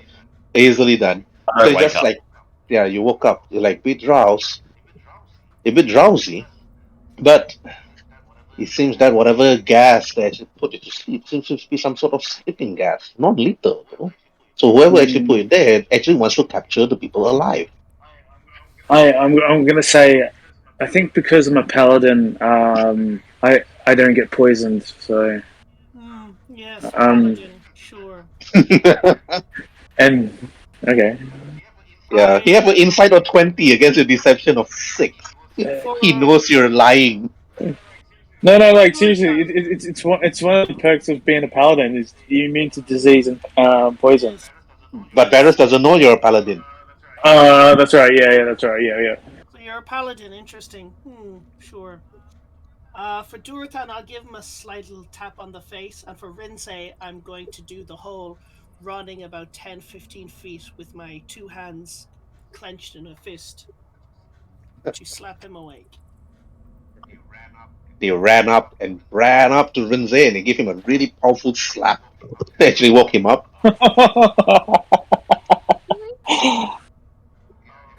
Yeah, he I probably hope I won't did not know. take damage.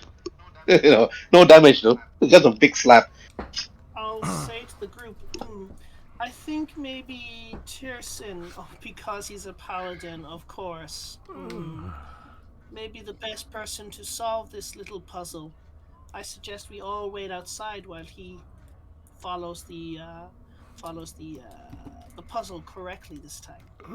What happened? And I'm like, just stretches from the small nap that I had as I am like, Okay. You're not here. Lions are stubborn. I'm not walking out of it. I'm gonna be here, and I'm gonna be there when Elgin? No? Who? Somebody solves the puzzle.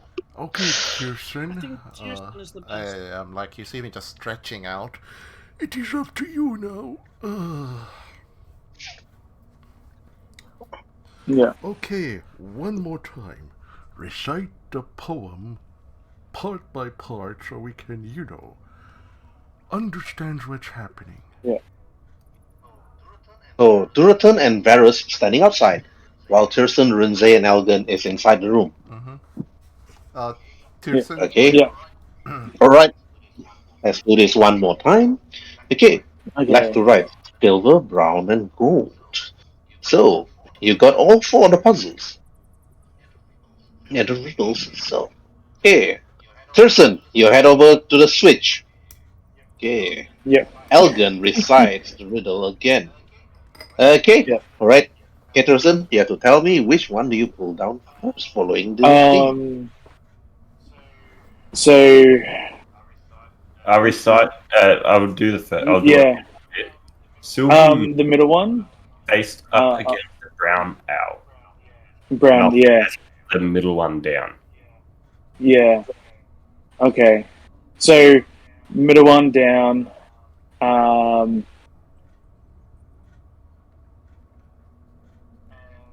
And so the gold one is the And last then one. Brown owl bowed its head. Yeah. Head. Yeah.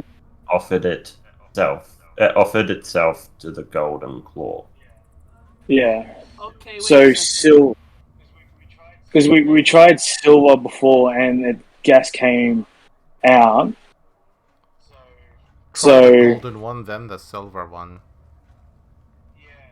yeah, that's what I was just trying to do. Like instead of like the silver one, the same way I was going to do the gold one, the second, then the silver one. But it offered itself to the gold one, so I'm just wondering, does the brown one go back up? Or did I write down that? Did I write it down wrong? Damn. Is it meant to be the golden claw offered itself? Yeah, I think we'll try. We'll try it now in a different way by saying the golden claw is down, and we'll then try it in a different way. Oh, Tirsan, you're the one pulling it. Everybody else is just giving you suggestions. So, Yeah, what's the so next golden one down. Alright. As he's doing this and I've recited it all, I grab my cloak and put it over my mouth and my nose. And then silver down. There's 4 parts though. Then the golden up.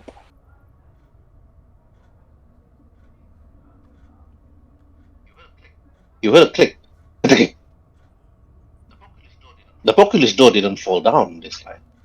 But what you see instead is the floor started to move left and right, and the stone slabs slowly open up to reveal a staircase heading down. Interesting. Maybe we got lucky this time. I mean, a harmless sleeping gas, yes, but Let's be careful. Can I suggest something? So back in the room, in where all the four beetles were, there were. We went left, and came to a room. Then, a intersection happened with one on the right, one on the left, and one straight. So we haven't see those other two places. You want to investigate them before we pushing on forward? That could be an idea, yes. I feel like we're missing something. Yeah, We same. want to go down while I still have my detect magic. Well, you can cast it again. Yeah, you can. Yeah. It's a ritual. That's true. Also, we saw some beetles down in the southwest. I don't know if he saw beetles in the southwest, but they were beetles there. There was also another passage. So maybe they were protecting something. Maybe they were, I don't know. I think we need to investigate this area before we go down more. I will reset the levers. Okay, you reset the levers? Yeah. Okay, you have to remember the sequence. That's alright. I've written it down. Okay. Alright. Stone slab closes itself again. The moment you reset the lever, you tell yourself and others that maybe you need to investigate this dungeon further before heading down. Okay, alright. So who needs to go where first and lead the party? I think he means Ow. to go back to the room where we saw the 4 statues in it. Yeah. Yeah, exactly. Okay, in that case, I know where this room is, so I will guide Varys and. We gotta lead. Yeah. Yeah. Varys, just drag yourself to that room, assuming that I am like grabbing you by the hand, and yeah, and we are back in that particular room with that thing in here, and yeah, there's like other 2 directions. Yeah, there's like another 2 directions that we have not been to yet, which is forward and to that side.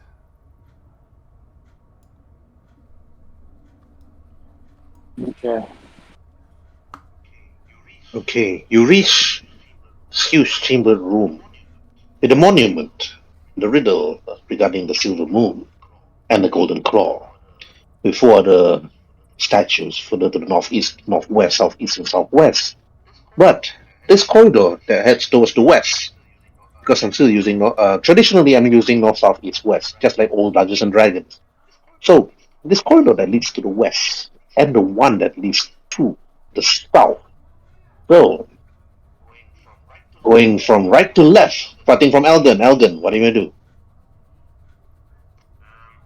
I will reach into my coin purse. And kind of like heads or tails. So heads go west, tails go south. Alright, then roll a 1d6. 1, 2, 3, 4, 5, 6. Or a d4, up to you. 2. Okay. I guess 1 and 2 is here. Mm-hmm. Alright. I'll notice that Elgin is using a coin, and I'll say, Elgin, my friend, here, please use my coin. It's very special. And I will offer him a gold coin. I was just using the bronze. And alright, I'll do it again. Right? So it's to the south. For some reason, I'm lagging a lot. My Roll20 says it's loading. It's still loading. It's been loading for the past 5 minutes.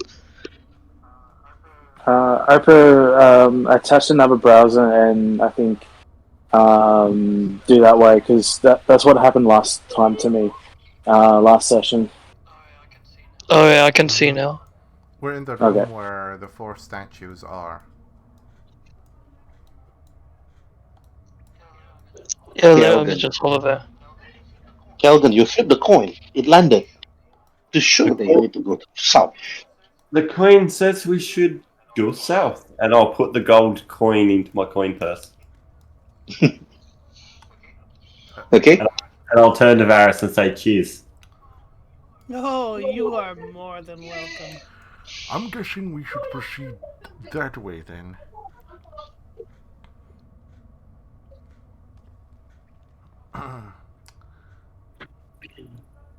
Okay, please allow me to open the door. And I move to the lever, DM, and I just, open the door. Okay, you go to the lever. You hold it with all your strength. Do you turn it to the left or do you turn it to the right? I turn it to the left, since to the right will be closing the door, if I want to use the notion. Okay. You pull it. The portcullis door opens easily. And the moment the portcullis door opened, that was when you realized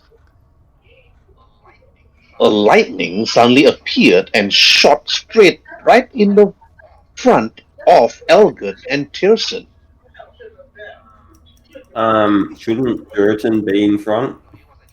No, he was actually holding I'm holding the door. the. Like I was like opening the door when this thing happened. So don't stand in the room because you'll be rolling for dex save if you do. You see a continuous strike of lightning, Elgin, hitting just right in front of the portcullis door the moment it actually opens, but not all the way straight to the other end of the hallway. Otherwise, all of you would have to roll for dexterity save to avoid getting struck by this chain lightning, which will actually disintegrate and not only kill all of you. But it doesn't. It stops right in front of your face. I'm gonna equip the shield I've been carrying for a while.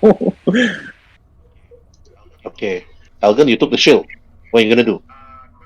Equip it and have it in front of me and step in it. See what if it affects me. And I will grab him. So if things start to go wrong, I'm going to pull him back. Okay. Tierson, you put the shield right in front of you. You put your left foot in or your right foot out, or your right foot in and your left foot out. And do left foot out. All right. You put your foot out, holding the shield right in front of your face. The lightning strikes, hitting the shield immediately, but it does not penetrate through, hitting you. It's as if that the shield absorbs the lightning. But the lightning itself is so strong, it pushes you back. Roll for strength for every 15 feet. 3 squares is 15 feet. Roll for strength. Nope. You're unable to move forward. You're being pushed back. The moment you actually walk 15 feet, you got pushed back 15 feet. Okay. I'm pretty much gonna walk back to just outside of it. Roll for insight. And yeah.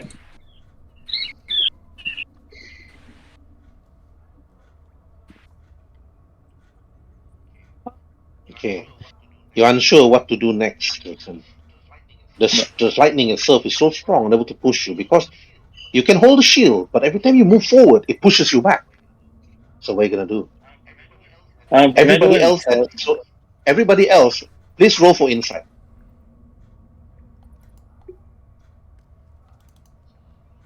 17, 15.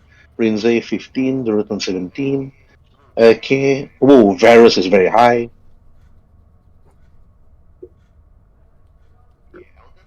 Okay, Elden plus. Okay, Elden no. Okay, Varus. You see what that spell does to Tirsen. You do know that Tirsen seems to be some sort of frail-looking elf. You think to yourself, maybe he's not strong enough for this. You have to be somebody really strong, muscular, perhaps. You gaze your eyes at Durotan and Rinzai. Maybe these two should do it. Or somebody should follow Tirsen to give him a leverage to move forward. Yes. You can give this. You can roleplay this. Durotan, Rinzai, maybe you can form some sort of a line pushing Tirsen through, Agreed. and you can all move together. Let me try and give him. Maybe too many people. He will not end up, to give him the necessary strength. I'll try by myself. Yes, I have no issues with Tierson, Tirsen, so I'll give him my help. Tirsen, line in front of us. Thank you. DM, did the shield react to the lightning in any way? It absorbs the lightning. That's why you notice. Okay. I also have my own shield, so isn't that like an advantage on shields because we got 2 shields? You can try, Mm, but I the don't- shield that Tirsen is holding is special. Oh, is it? Oh, okay. Never mind then. I'll put my shield back. Okay, I'm let's gonna- push him forward. So who's Yeah. going to be pushing Tirsen forward? Is it going to be Durotan or I'm gonna Rinzai? be pushing him forward. Okay. Alright. So you're going to be assisting Tirsen. And Tirsen, if you pass, then he roll for strength with advantage. If not, the two of you get pushed back about 10 feet. Okay, Yeah. so let me roll first. Oh, sorry. Oh, okay. 15 feet, that's 3 squares. Forward. Roll again, Tirsen with advantage, just in case. You might roll a natural 20. Yeah. Even better. Okay, both of you actually move forward 3 squares. Okay, so there's 1, 2, 3, which is here. Okay. Alright, roll again, strength. Let me- Assistance, please. Yeah. Okay, Yep. Tirsen, roll with advantage.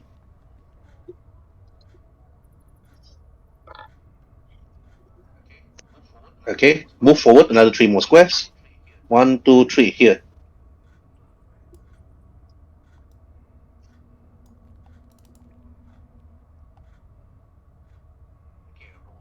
Okay, roll for strength. Yeah. I'm waiting for. Yeah. Yeah. Okay, advantage.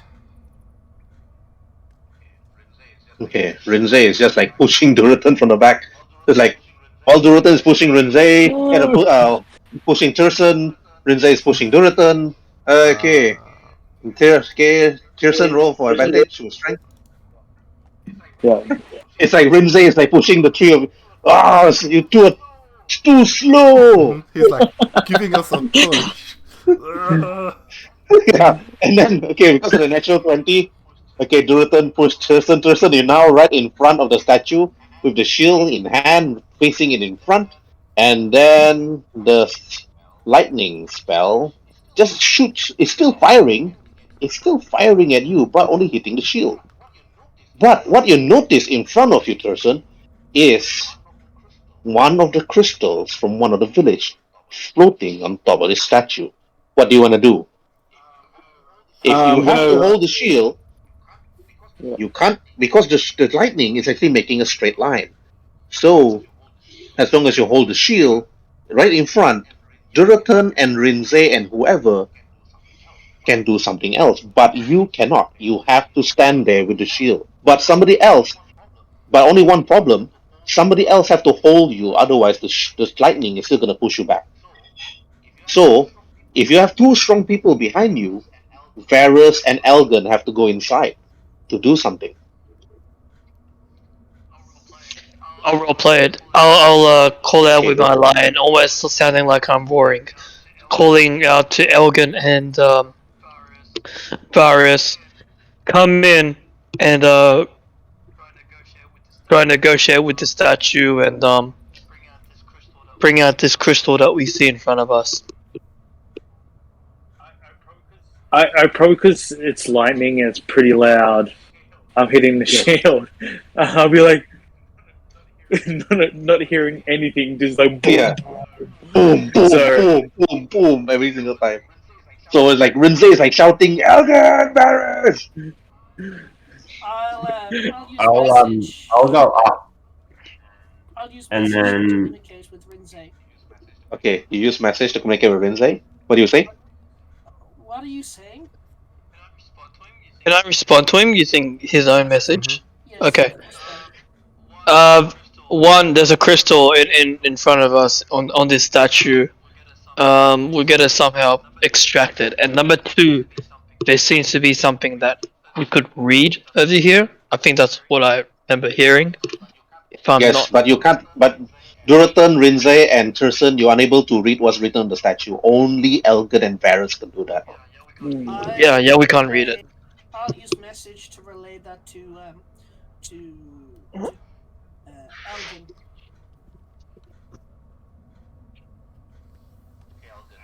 Okay, Elgin, you receive a message from Varus.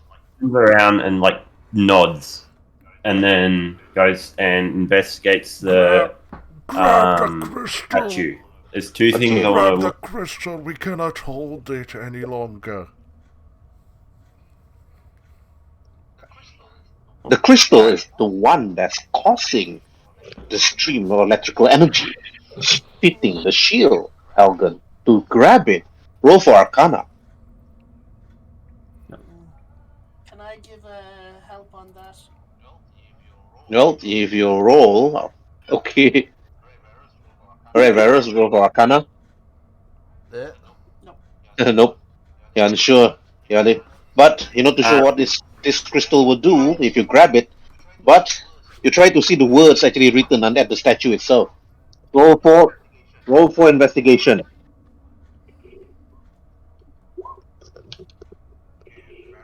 Okay, Varus, roll for investigation.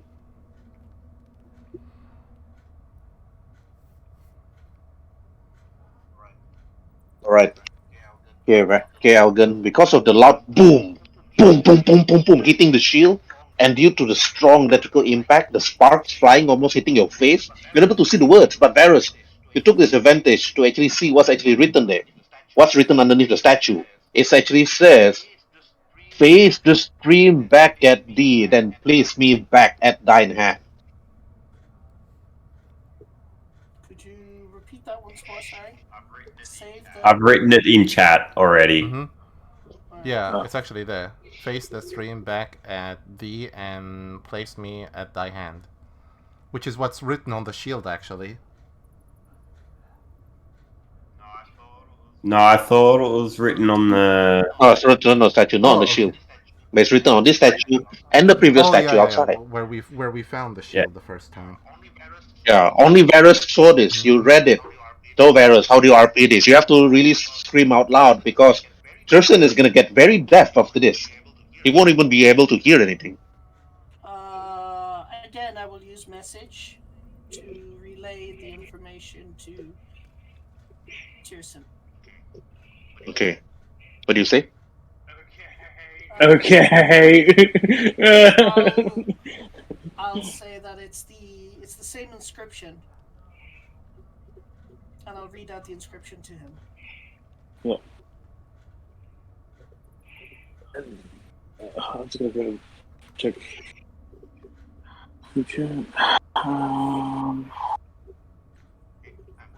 Okay, I'm waiting for you to read back the inscription at him. Okay, face to stream back to thee, then place me back at thine hand.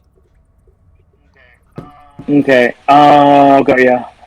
I think I have to ricochet it down towards the pillar, or bring the shield back to the pillar and come back to this room. Can you repeat that? You want to bring the shield back to which pillar? No. Because the stream is hitting you regardless. So if you want to go back to that pillar, you have to reverse while facing this.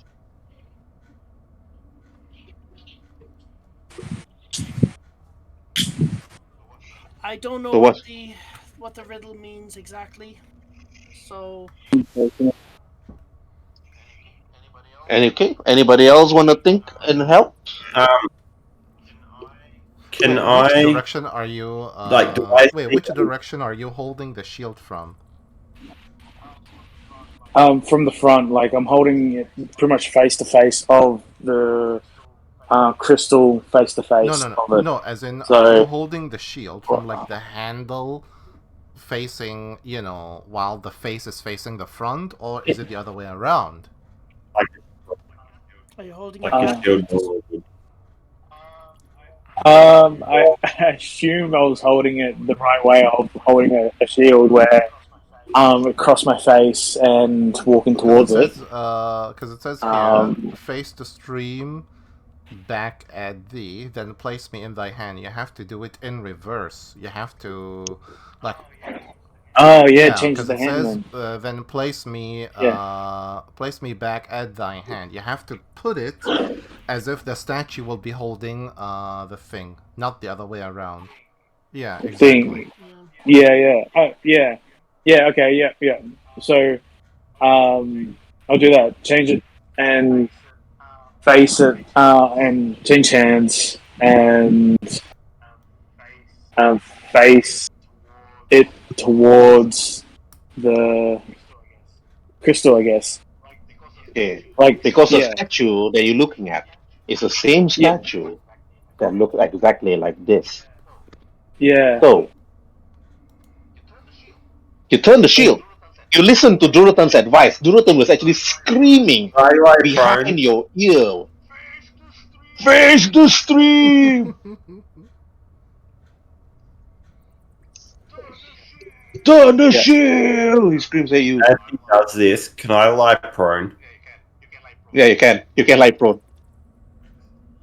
Thanks. Alright. Okay. Tirson, you listen to Durotan's advice. Rinzai is holding Durotan from the back and using as much strength as he can. It's like because the lightning is just pushing the three of you back. While Rinzai actually stare at Elgin and Varus, it's like, wow, they're resting there really nice. And Tirson, you turn your shield and you put it back to the hands of this statue. And then after that, you see the lightning stops.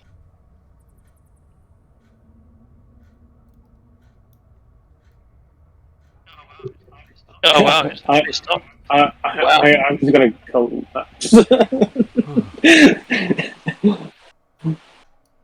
That was invigorating. Yeah. Now, I stand back up. now can we please take the crystal? It is one of the crystals that is. Oh, Wait!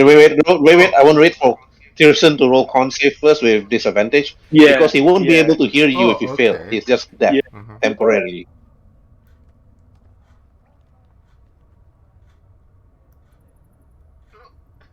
So, yeah, Tirson, you're deaf for an hour. It's like, Durotan, I hear your mouth moving, but I can't make the words that's coming out of your mouth. Yeah. Right. Okay, Tirson, you see Durotan talking to you, but you can't even you can't hear. You're deaf. Yeah. I pretty much stare at him right eyed, and it's like, what? really loud, just ridiculously loud. I said we should take the crystal. And you see me like shouting this to your ear. Yeah. You still can't hear. I'll use message. Rinzai just rolling his eyes and it's like, just take the bloody crystal already. Just take the crystal. I simply, like, you see me, kind of like, grabbing your hand, pointing to your palm, and then the crystal. Oh, okay. I was just like, because hearing is helps with coordination. My coordination is a little bit off. Right. Okay. You see Duraton grab your hand, you grab the crystal, the floating crystal, and now you have the floating crystal in your inventory. So now you have 2 out of 4 crystals. Yeah. But the moment you put the shield underneath your feet, Renze, suddenly you feel as if the door beneath your feet started to open, and you see a staircase leading down.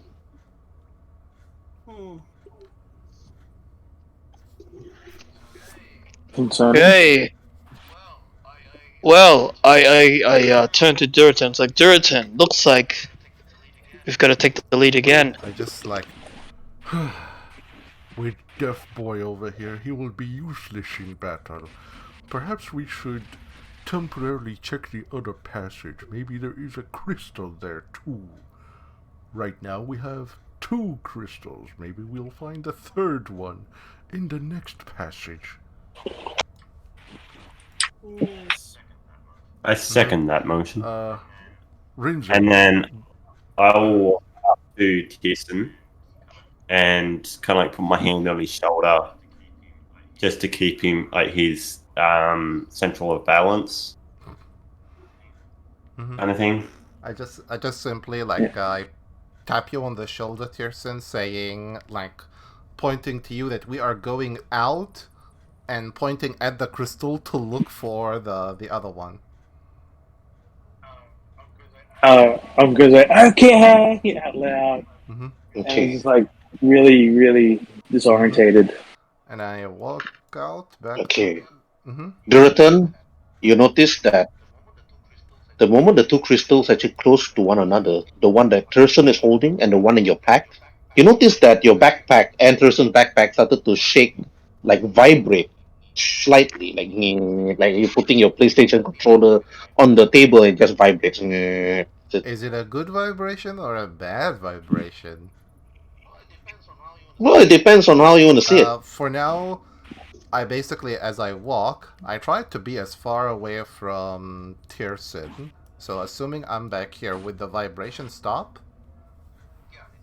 Yeah, it stopped. I just go to like the other, like stand right about here and just simply wait for them. Alright. Okay. So Yeah, Renze and Pearson, what do you want to do? I pretty much follow them, just staggering, Yeah, taking my time. Mm-hmm. Okay. Where did they go? Which direction? Did they go down or? No, they head out. They didn't go down. They didn't go down. Once No. once person we comes to the out of other, the I'll we went close to that. the other passage, basically. Yeah, right? Yeah. Okay. Once the last person comes out, I'm going to close that portalus. Okay. The last person come out, you close the populace immediately, Elgin, making sure that nobody actually comes in or comes out. Right. Okay, I Duraton. point to... You now see the passageway heading to the west. What do you want to do? I point to that passage and say, Another apocalypse door. We should investigate it and maybe find the final crystal.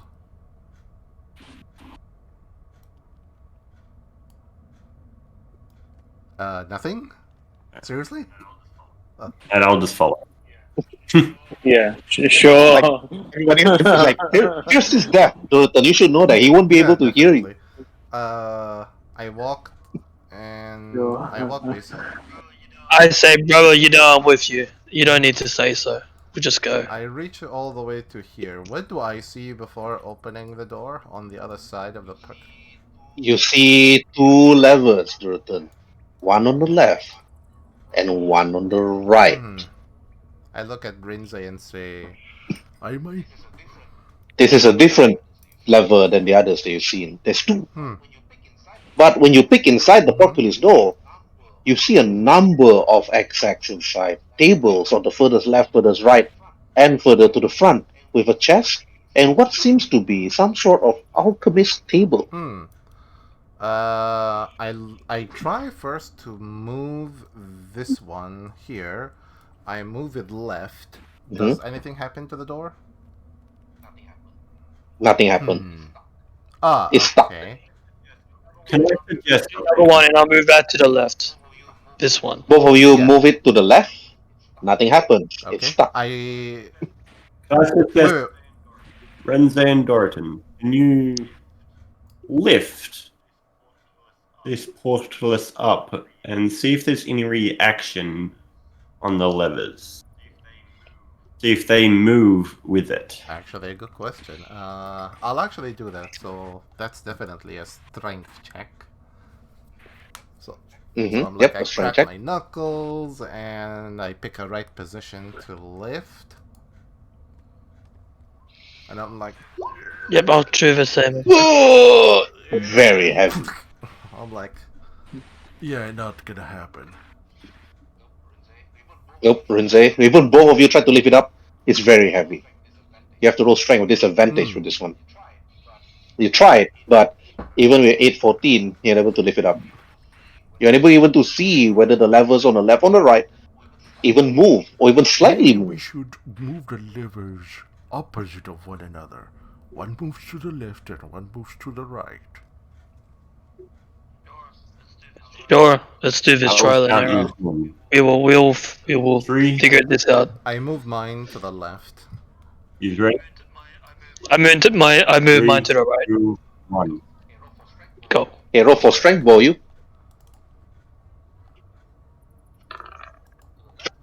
One to the left and one to the right. Oh, 21, 22. Definitely blood brothers, this one. The portcullis door opens. Naturally, when I see the spider eggs with my night vision, I just grab Varus and say, "Do not light a torch. Never ever light a torch. Do you hear me? Never." You see thick here, Dorotan, and Elgin the moment you actually inside. But the one in the middle is slightly bigger than the rest. But roll for perception, all of you. Okay. Even me? Can I do disadvantage for me? Because I'm still. Varus, sorry, no. Only except Varus, sorry. Okay, Elgin. Okay, Elgin is very high today because it's.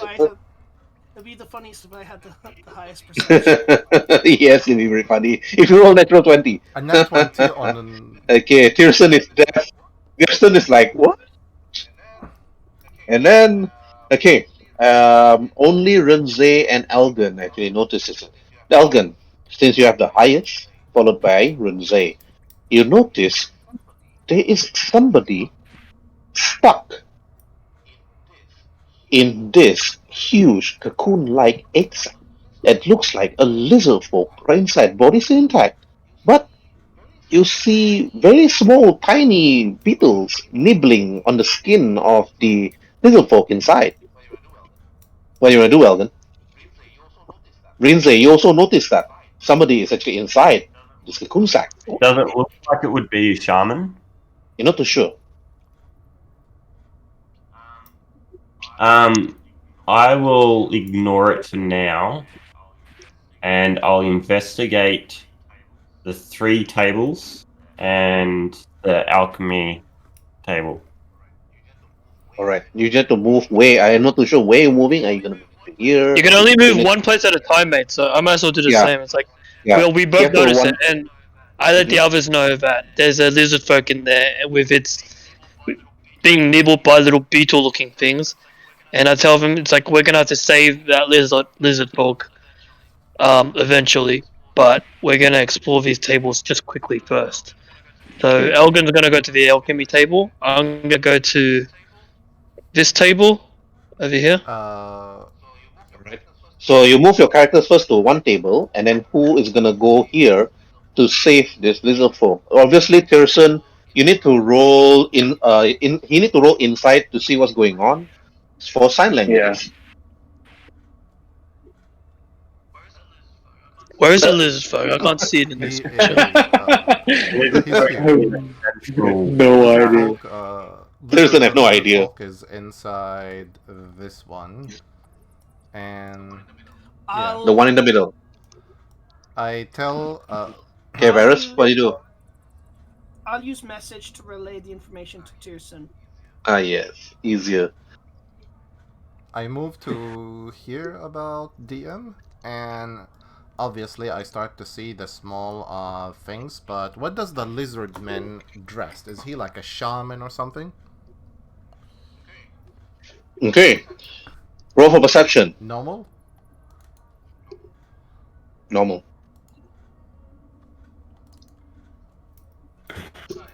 You pick inside using what seems to be, because you can't see colors, but you notice that this lizard folk looks different than the others outside. Like, looks slightly more slender in looking, or wearing differently than the others. All the lizard folk seems to be carrying swords, perhaps, or wearing like some sort of leather armor, you think to yourself. But the one inside here is very different compared to the How others. big are the beetles nibbling on him? Are they like finger size or bigger than a finger size? Oh, okay. Finger size. I simply tell them, I found a village shaman, and he's right here. We should get him out. Because I see a lizard folk in the crystal, where the egg sacs are. I pretty much get my mess kit out and get my knife and my fork out, and start surgically cutting the goop around. I try and intervene and say, while we have the chance, while everything is undisturbed, we don't know what's going to happen once it's open.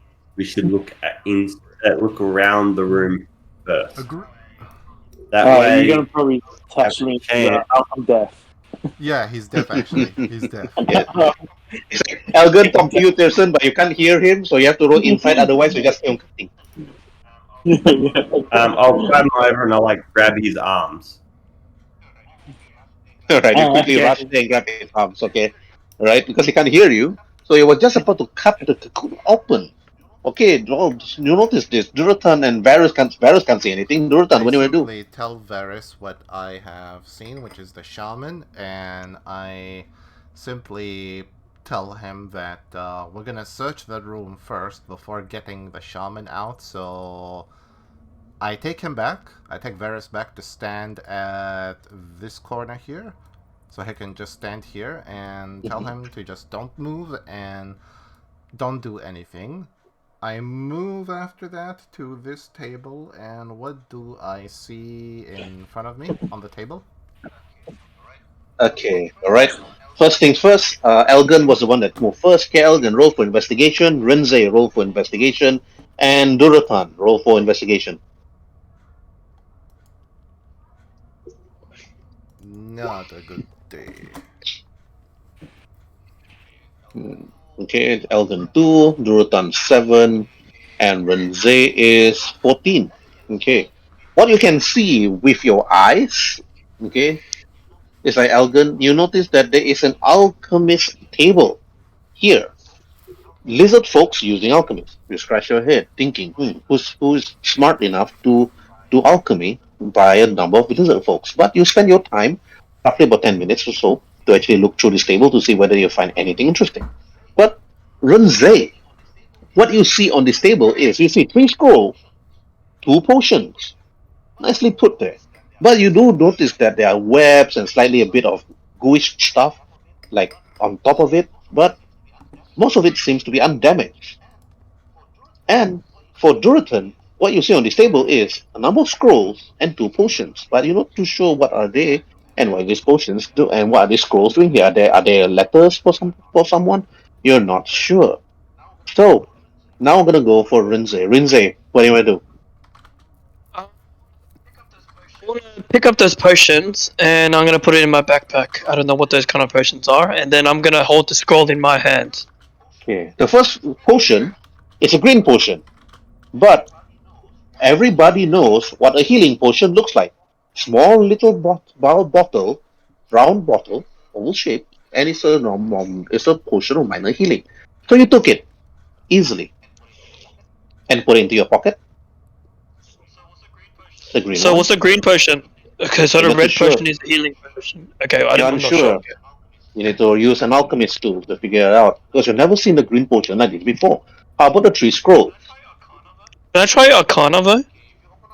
Okay, if you open up each scroll, you need to roll 3 different types of arcana. Okay. 1, 2, 3.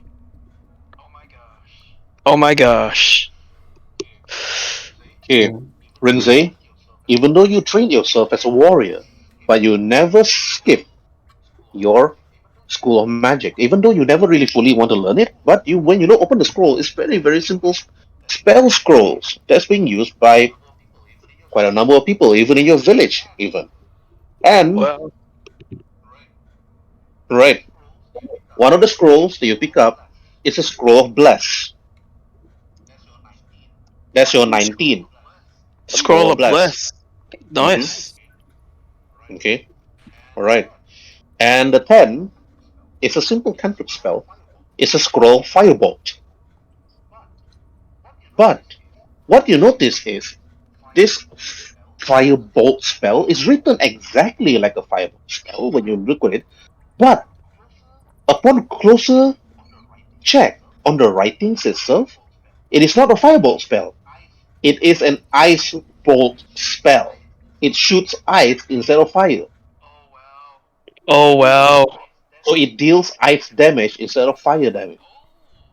Oh, it's a spell, and if I chant it or like read it, Once you use then a spell scroll, it immediately disintegrates and you cast the spell immediately.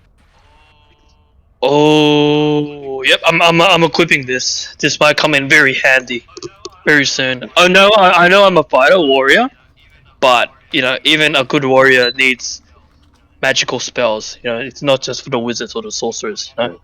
And your natural 20, you found when you read it, it's a spell. It's a spell of locate object. It's a scroll of locate object. Interesting. Locate object. Oh, Yes, do it. that's what you Wow. found. So you spend about 10 minutes time or more on this table, while Elgin actually spend some time here. Meanwhile, Juraton, you see, sure you see the scrolls, you see the potions, but do you? It's Wait, like, what was the first? What was the second one? I'm taking Ice notes right spell. now. Oh, Ice spell. okay, Okay. ice bolt instead of fire bolt, you change it to ice bolt instead. Okay, so ice bolt, locate object, and what was the other one? Or did I not get that enough arcana for that? You roll it was 19 black. early on. So 19, 10, and 20. So I only got the 19 and 20, but I didn't get the 10.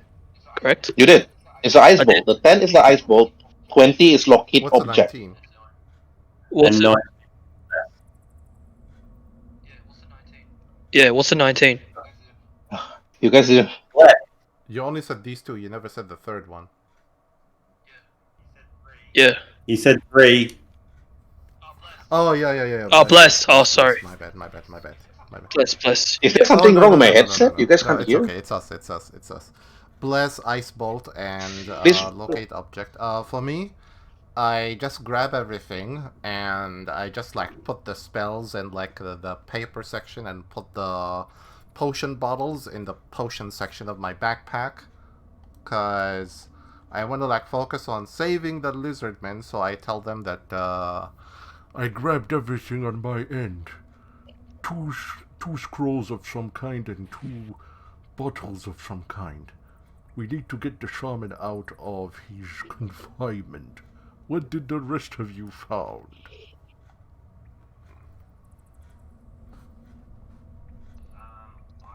I will. Kirsten can understand, but Elgin's just looking at the alchemist table, but there's nothing much there. Renze just pick up everything on that side of the table. Can I go Okay, Elgin. over to the chest? What do you want to do? Is it like the last one? The table here, there seems to be a chest. The chest is locked, but the lock is not locked by a padlock. It's locked and requires a key.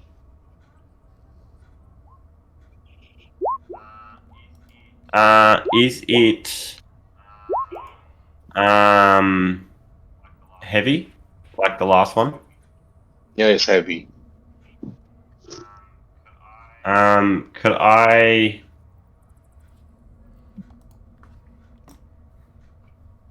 I would say try the rusty key that you have.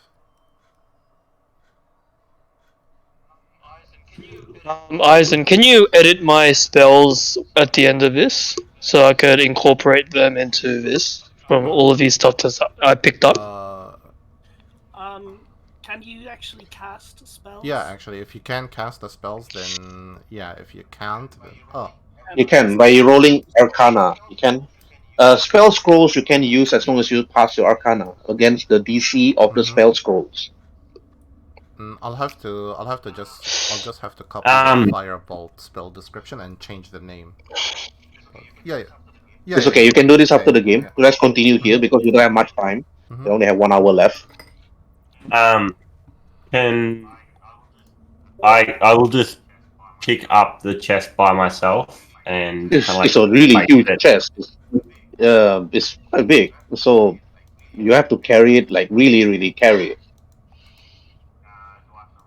Do I have to roll for it? Yeah, strength with disadvantage. Also be encumbered if you carry that type of chest. I will ask Renze to come give me a quick hand to put this into the other room. Oh, okay. So who's calling me over? Elgin. Elgin, okay. I'm coming, Elgin. What do you need me to roll? Just give me a hand taking this chest into the other room. Okay, so do I need a strength check for that or just roleplay it? Strength. You need to strength check it. You can't roleplay it carrying a chest. Okay. Strength check.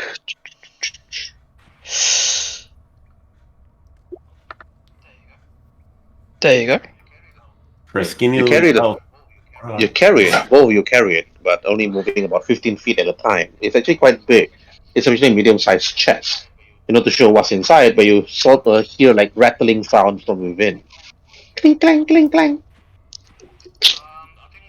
I think we should just leave it here and then save the lizard folk. So bring the chest like right around here.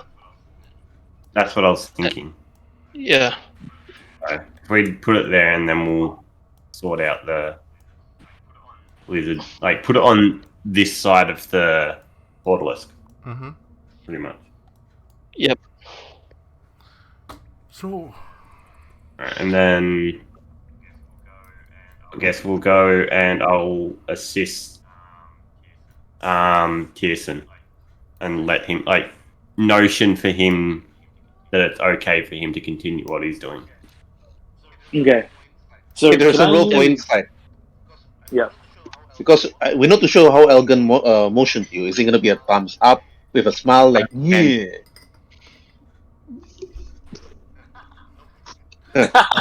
I get down to like one knee, point to your tools since I can imagine them. They're like laid out in front of you. I point to your hand, I point to the tools, and I point to the egg sack in front of you. Okay. Okay. Point to tools. Point to egg sack. I'm gonna shake my head, saying, "Okay, instead of using my dex, can I use medic? Because it's technically surgery. Okay, yeah, Doing I'll allow it. Go ahead, roll for medicine. But if you medicine. roll Yeah, medicine, somebody else to assist you have to use the same thing. But since yeah, nobody is using medicine, so you have to roll it yourself. yeah. Can I assist but not give him advantage? You can assist, but either you use dexterity or proper precision cutting like medicine. Yeah, I'm practicing medicine. Okay, all right, then dex or medicine. Okay, roll for it. Okay. Sucked. Hang on. Okay. Yeah, sorry that it lagged and I didn't know. I'll take the first one, 12. Okay, okay, Thurston and Algan, both of you took your time cutting the coon egg itself, making sure that you don't accidentally cut the lizard folk inside. After roughly about 10 to 15 minutes to almost 20, then you actually manage to remove the lizard folk. However, when you notice the lizard folk actually fell down, judging by actually the body, you realize that actually it's a she.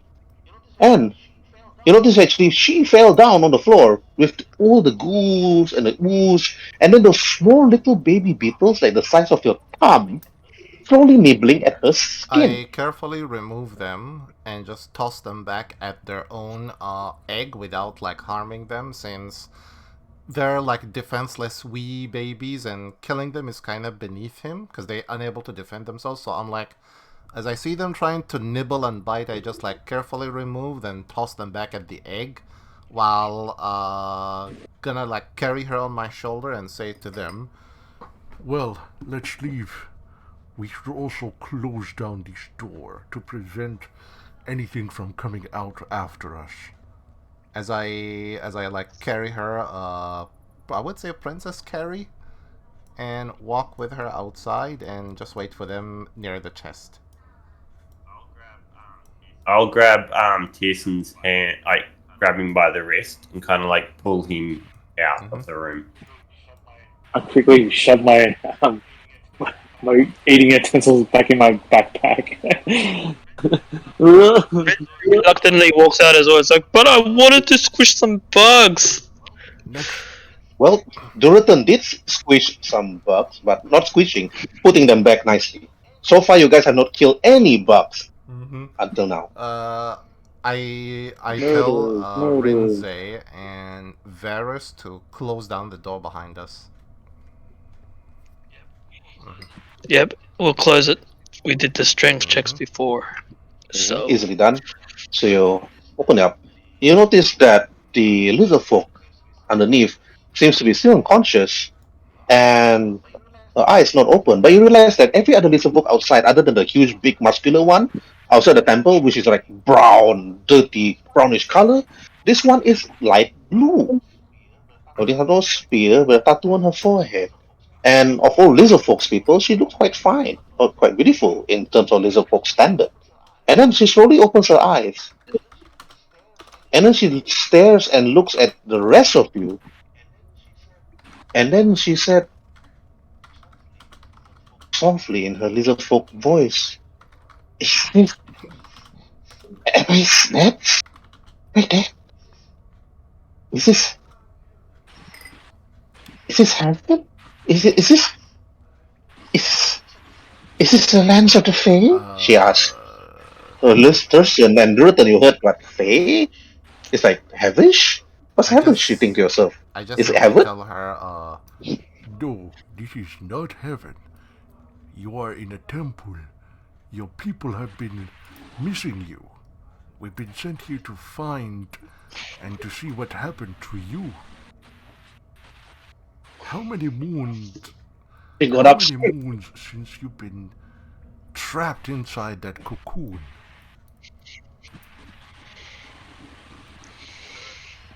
She turns and stares at Elgin and Truson and then to Rinze and Varus.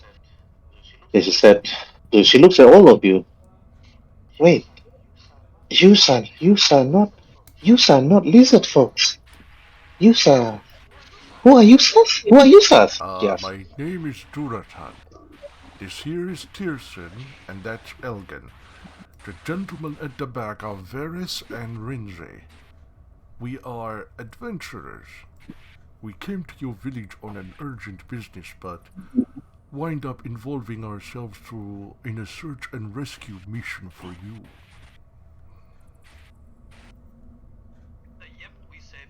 Yep, we saved your life. Then she said, then you shall cease.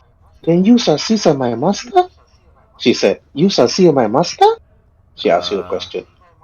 Did you see my master? No, She said. we only saw you. But perhaps you can help us. And that's when I point to this hallway which leads to the other room with the underground section, as I tell her, we found an underground section in that particular room. Do you know where it leads? Oh, then she looks there. Oh, then she points her finger and say, no, you shall no go. You shall go, boom, she said. We went there and we took the crystal and we placed the shield into the statue, as I do like the whole statue of motion and everything, acting out like what we did. And telling her like that the passage is open. Then she looks at you. Then she she stares. And then she said, you shall boom, under, she tells you. Under, great hero, sleep, she said. And then she voodoos a motion. Great hero, tomb, great hero, sleep. Crystal, evil, she tells you. Oh, I call back Rinze and the Varys, and I. We're not gonna carry this chest out. You can try, I would say, to unlock it now that we're safe.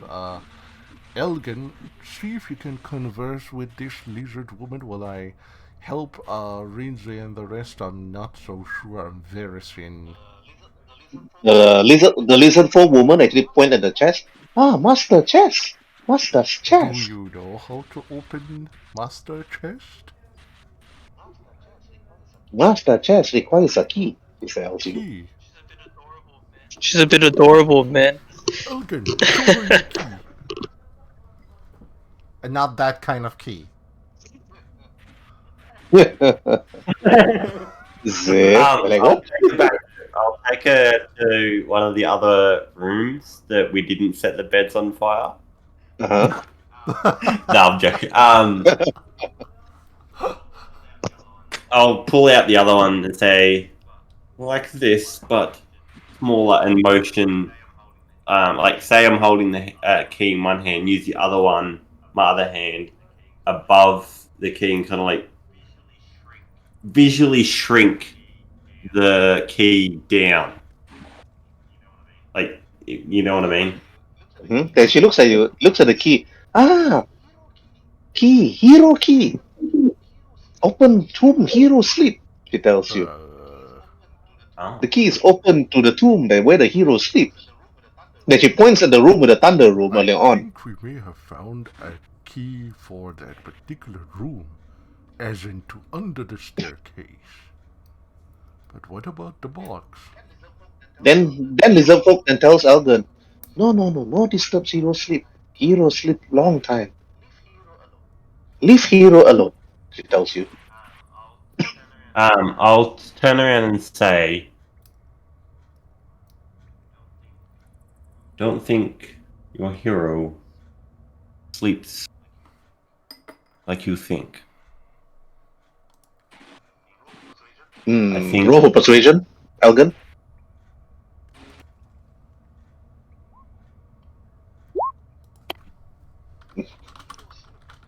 Hero sleep. No, it disturb heroes, she tells you. What is this hero's name, if you don't mind me asking?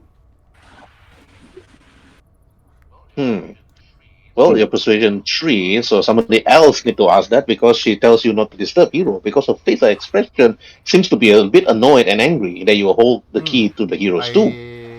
Oh, okay. I would let somebody else. I talked way too much. Yeah. Oh god. Okay, yeah, I'll ask her. I'm deaf, so I can't. It's like I don't know. I'm a handsome lion, and I don't know. She might like it or not. I don't know. But So what do you want me to ask? Ask her anything. Okay. So does she know what? No, she doesn't know what's She inside said the chest, it's does her she? master's chest, but not the content. Oh. Okay, so master's chest. And we don't know where the master is. Alright, well, I'll ask her where. In the underground in the further down. Okay. That name that I found in the temple, in one of those rooms. I can't pronounce it, but the TSUGOK. Cog, right? Something. Okay, 2 cog. Okay, roll for persuasion with your advantage. Okay. I just say that name, and I want to kind of. You notice that her eyes. You notice that her eyes started to like raise a bit and looks a bit worried the moment you actually mentioned 2 cog. Oh my gosh. You notice that she stabbed her. You notice she slams the tip of her spear underneath the floor, and then she points the spear at you, Rinze. And after that, you notice that she's she was a bit aggressive immediately, and she speaks, "Do got bad, do got bad, do got evil, do got bad." What? 2 cog bad? I would say refrain from saying that phrase. Perhaps it's an insult. And she points the spear at you, Rinze. She said, "You are 2 got people. Huh? What? You are 2 got people." No, we only found this. Well, I found this written on a wall in another part of this temple. It's the first time we've come across something like this. Yeah, we don't know. We've never seen that name before. We only found out through investigating these pillars. And you know what's the most funniest part is you're all talking in the dark, and Varus is like listening to all this conversation, and then suddenly this weird female lizard folk voice started to appear mid-air, and he was like, "What's going on here?" But while you're all talking, she actually does not even look at your direction, Rinze. She actually turns to Elgin. She actually ignores you completely and then listen to Elgin. And Elgin, you actually explain to her, then she just puts her spear away on the back, and then she points. "You shall master no. You shall master no. Come. You shall follow. Okay, I guess we are following then. Yep, I'll just grab the chest and we'll just follow. If you grab the chest, your movement speed will drop to 15 feet every 6 seconds. So it will really slow you down. You'll be the last to arrive at the room. I'll suggest to leave the chest in. It's not going anywhere. It's not going anywhere. What if we forget about it? I would say put a note that we have a chest. Oh, I thought you were going to put a note on the chest and say, "We are not going to forget about this." Anyway, I grabbed actually Varus. Okay, Durotan, you grab Varus, you drag him together with you, chasing after the lizard folk girl. But you notice the lizard folk girl actually stopped near the monuments. You notice actually she started to kneel, she started to pray, and she said, "Kesemuanya, lukat nakku." And after that, she comes to one of the fire beetle, she pats it on the head, and after that, she just moves away. Great thing we never killed these things, as it seems they worship them, or raise them. I'll catch up to the shaman. And I'll go, "Are you hurt?" And I pull out a potion of healing. You took out a potion of healing. Then you look at it. She said, "No, No. She points her finger like saying no. And then she quickly goes to the lever. You notice that she pulls the lever skillfully. Tuk, in proper sequence. After the session, it's gonna be And like a then- very dumb thing to learn the proper sequence. And then after that, Bronze, gold, silver, gold. then the moment the door opens, she quickly rushed down. And then the moment she actually rushed down, you heard that she actually spoke. You notice that she started to scream, and then suddenly you see conversations, and then dragging you all down one by one because it's kind of like one Elgin first, followed by Pearson, and then dragging Varus. Wait, I need to drag Renze first. Varus will be last. Yep. Then wait, I need to drag Duraton. And then lastly, it's Varus running down the staircase. The moment you actually ran down, you see one of the crystals in the middle of this huge room, floating in what seems to be some sort of cocoon, on sort of pedestal. But what surprises you the most, she's actually speaking in Draconic. And then you notice one other person at the other end, speaking Draconic to her. But this particular person seems to have some sort of spell for his left and right hand, and is speaking Draconic, and said, "Okay, speak." And then she speaks again Draconic. It's like, and you see two other lizard folks. It's like seems to be an aggressive nature, pointing their spears at you, Renze, in the distance. And after that, you notice that the lizard folk, this female lizard folk, is like speaking again, like screaming, "Olakanaka!" But the other lizard folk, with some sort of magical shield surrounding his body, like speaks out and said, "Olakanaka, Monaka Kanina." She speaks out, and after that, the lizard folk female actually speaks, then turns to the rest of you and said, use our magic, use our magic, use our." She points to each and every one of you. Use our no magic. Use our no magic. Elegant, I think magic is I yours. will just, like, Roll for insight. Use our no magic. Use our no magic. Okay. What do you as use she magic does, then? I'll, like, flick my hand Elgin out. inside, Varus inside pass, Elgin inside pass, Duraton have no idea, Pearson pass, Rinze have no idea. Okay, those that actually pass, 18, 14, 14. She actually saying, do any of you know magic? Okay, Elgin, you first. Roll, please. Elgin knows flick magic. my hand out in kind of like a presentory notion and like cast produce flame. The moment you cast produce flame, it's like immediately the lizard lady is like, "Oh, son, no!" She screams like no. Then after that, immediately you see beetles start to appear from the egg sac. Turn it off! Here we Can go. I Turn walk it up off! with Turn your produce flame off! And then you notice No, that no, no.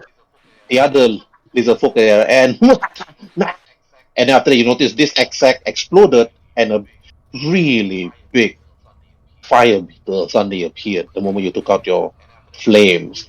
And after that, the lizard folk lady is like, "What? No, son." Can And I then after walk that, up to the main one and kind of like gently put my hand towards the beetle, not aggressively, but like for the beetle to like eat the fire. okay, the moment you actually So, cast like, a spell, non-aggressive. and okay, non-aggressive.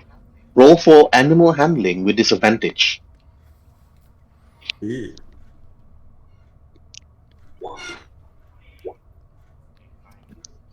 Okay, 9. Then the moment you did that, you notice that the fire beetle seems to be. You notice these fire beetles are different than the ones you see up. You notice they will notice that their eyes started to glow, and then their teeth or their mandibles started to have some sort of bluish goo like sticking out. And then after that, you notice that these lizard folk in the end actually start to speak. I sense a crystal within you, but you will not have the last. And after it speaks. And then after that, then this little old lady actually said, he's under spell. He's under spell. It's like do not use a no killer master, she said. And after that, then you notice that this lizard folk actually says to the other lizard folks, use another attack. And then roll for initiative. What? Who? Everyone? Yes, everybody. Okay.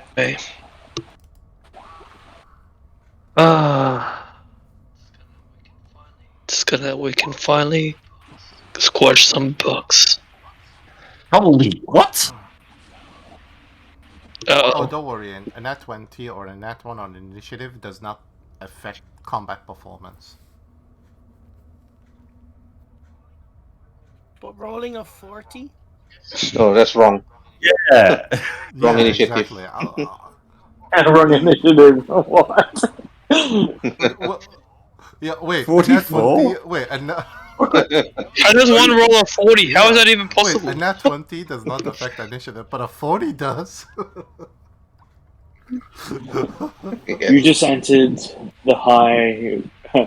Is this Bahamut or Tia? Everybody roll. Yeah, right.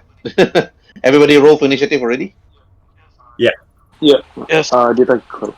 At least this isn't Baldur's Gate 1 or 2, where if you die and I decide to flee, I don't have to gather my party. Yeah, you have to gather your party. I forgot to click on my character and roll. I only rolled, so it's not okay. I'm not in the turn list. Click on your character token and roll for initiative. Okay.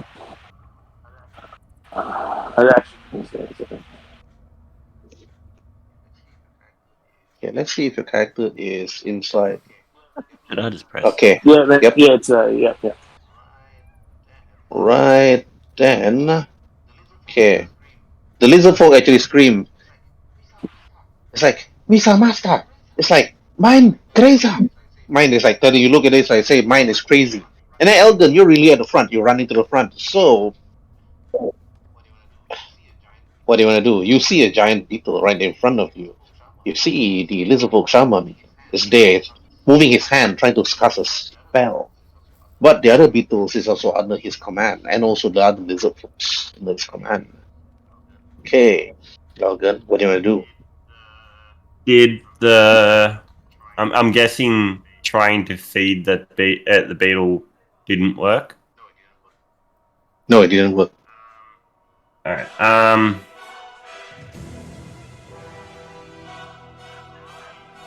If I back up, would I leave its range? Or am I in its range? Well, you are within its range, so just waiting for your actions, actually. I'll take my action to disengage Okay. and move back to the stairs.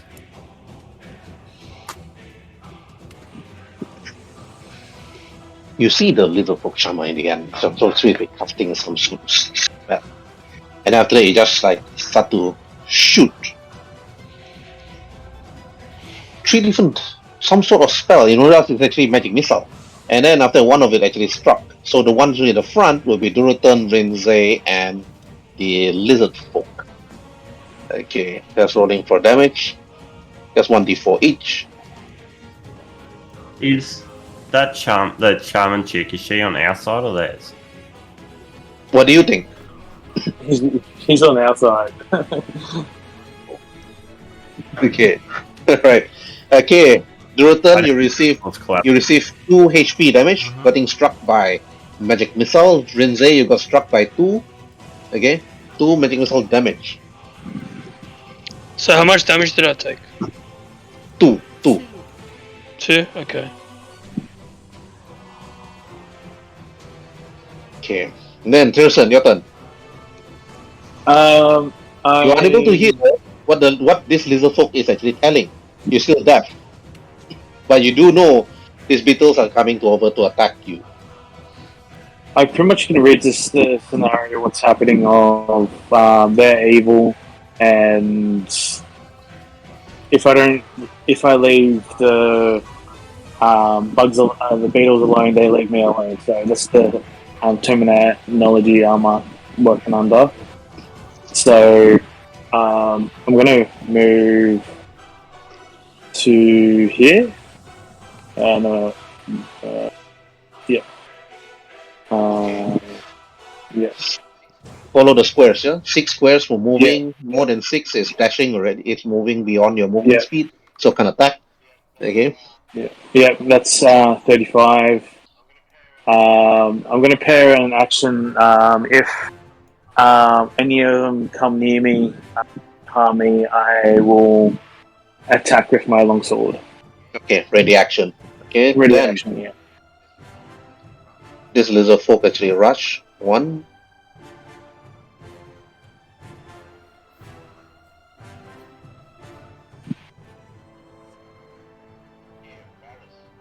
Here, Varus. You're not in the dark. This room is actually brightened up because of the crystal itself. What am I do?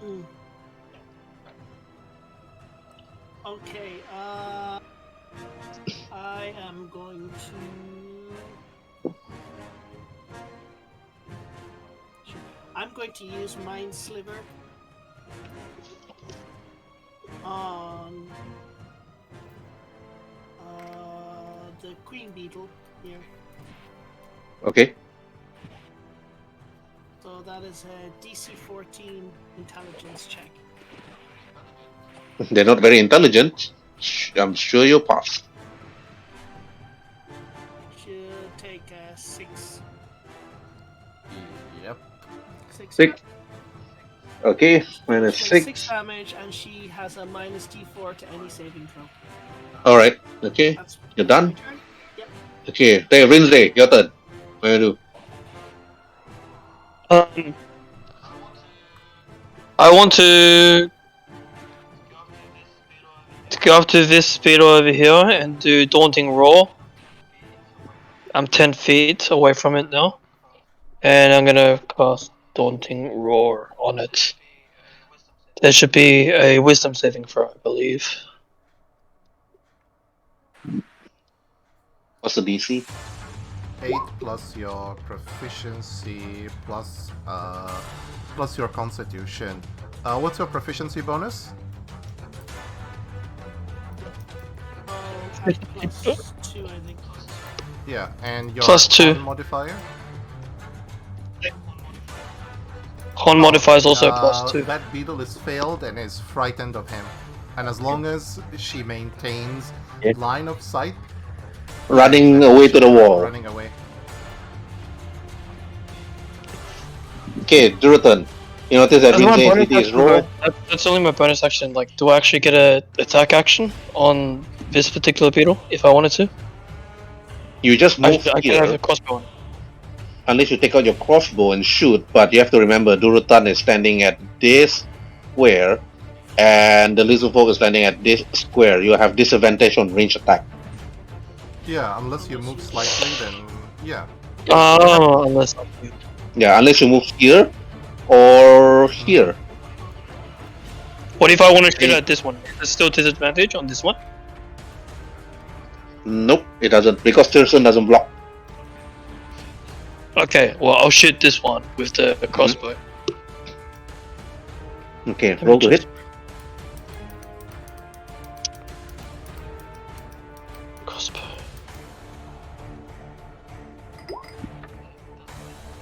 Damn, it doesn't hit at all. I'm not even gonna bother doing the damage. You miss. You can still move unless you want to stay there. Yeah, I want to move back to where the stairs are. Okay. The muscle is like moving back to the stairs. Stop.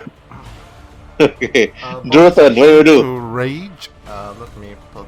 Is it says rage damage, and I'll be going to this beetle to attack it since she is frightened. So attack it with my great sword. Let me just disable the whole automatically roll damage, and yeah, is 11 a hit?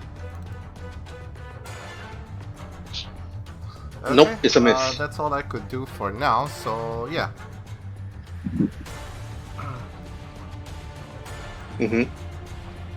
Okay. This one moves.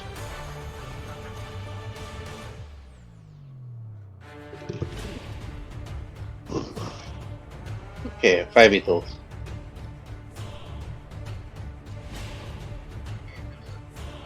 Okay, Tilson, you attack. Yeah. The beetle actually walk over towards you with his mandibles sharp, trying to actually grab your leg. What do I do? Okay, you swing and you miss, hitting his heart to her face. Armor is 18. Okay, this one moves towards the door and then attacks at Rinzai. Okay, right. Rinzai actually lift up his leg before he basically can get bitten, and then this one moves.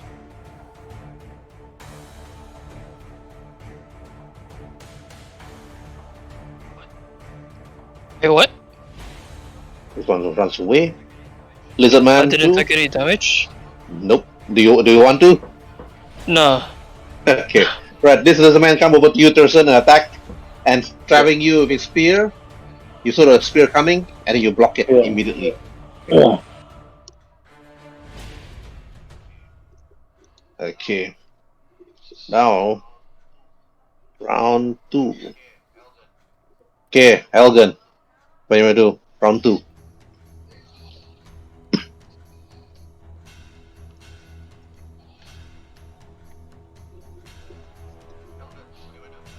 Elgin, what do you want to do? Elgin? I just had the thing muted. If I stood on the stairs,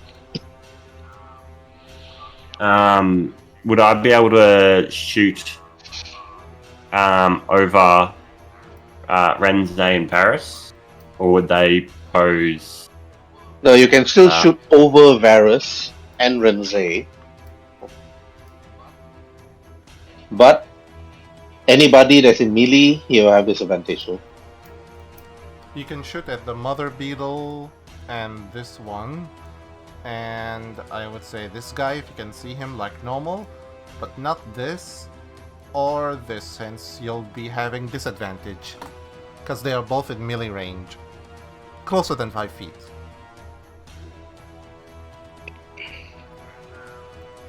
Alright,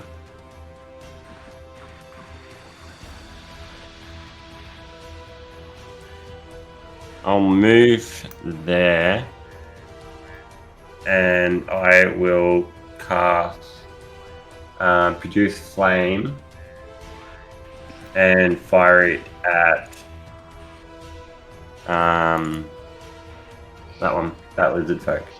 The lizard folk. Okay, roll to hit. Alright, it's a hit. Damage.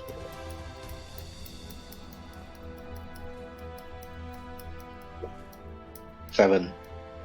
Okay. You burn the lizard folk, they're not resistant to fire. You burn it. You notice that the lifeless face of the lizard folk like screaming and speaking in gibberish.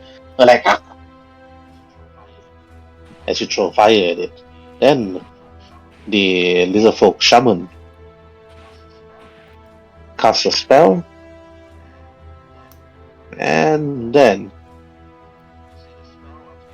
you see the spell actually shoots at you, Elgin, and then you notice there's some sort of fire actually appear and then shoots, and then it hits the wall next to you and then miss. Okay, Tilson, your turn. I'm gonna attack the lizard. guy. Good.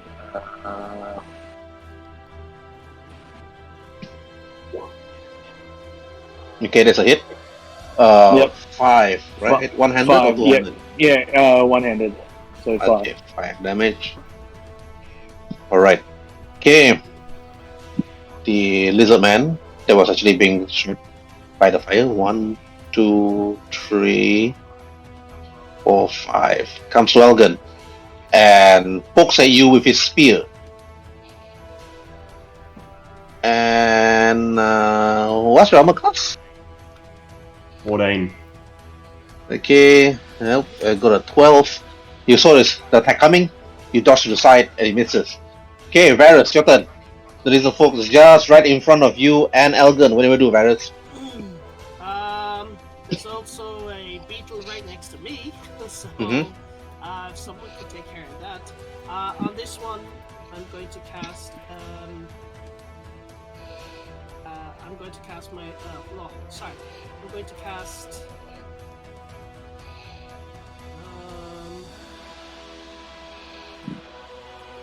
Yeah, I'm gonna have to cast Mindset again. Okay, rolling for DC. Yeah, intelligence. Rolling for. Oh, it's the lizard folk. Yep. Okay, fail. Damage 2. 2 damage, and it has a minus D4 and any saving throw. Yep. Okay. My turn. Alright, Renze. Beetle right in front of you. Lizard folk fighting Elgin. What do you do? I'm gonna use my warhammer on the beetle. Right in front of me. Good. Let me just bring it up. There we go. Two-handed. It should be in front of me. I should hit that probably. Yep. That's a hit. Damage. 9. You smash and squash it like a buck that it is, and after that, then you killed it. You can move. Nice. Okay. I'm gonna move to where this lizard is, and I don't think I can attack again. But Nope. do I have any bonus actions? I would say. Yeah. You already used your bonus action. You this a new round. It's a new round, but I don't think you. At your current level now, you can't use your bonus action to attack unless you're. Wait, I think you can. It's action surge. Yeah, you have your action surge. No. Yeah. Action surge. It can Okay. only be used once to attack. Where does it say I got action surge? I haven't seen it. Oh, if you don't have it, then you don't have it. Action surge is Yeah, second level. Yeah, I don't know where Okay, you no. got that from. Alright. Okay. Yeah, I'll just stand there, ready to go. Mm-hmm. Ready action. Now it's the lizard lady.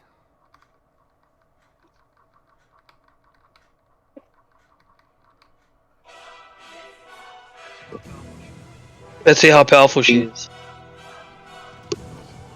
Well, squirrels is whispered, so you won't be able to see the number.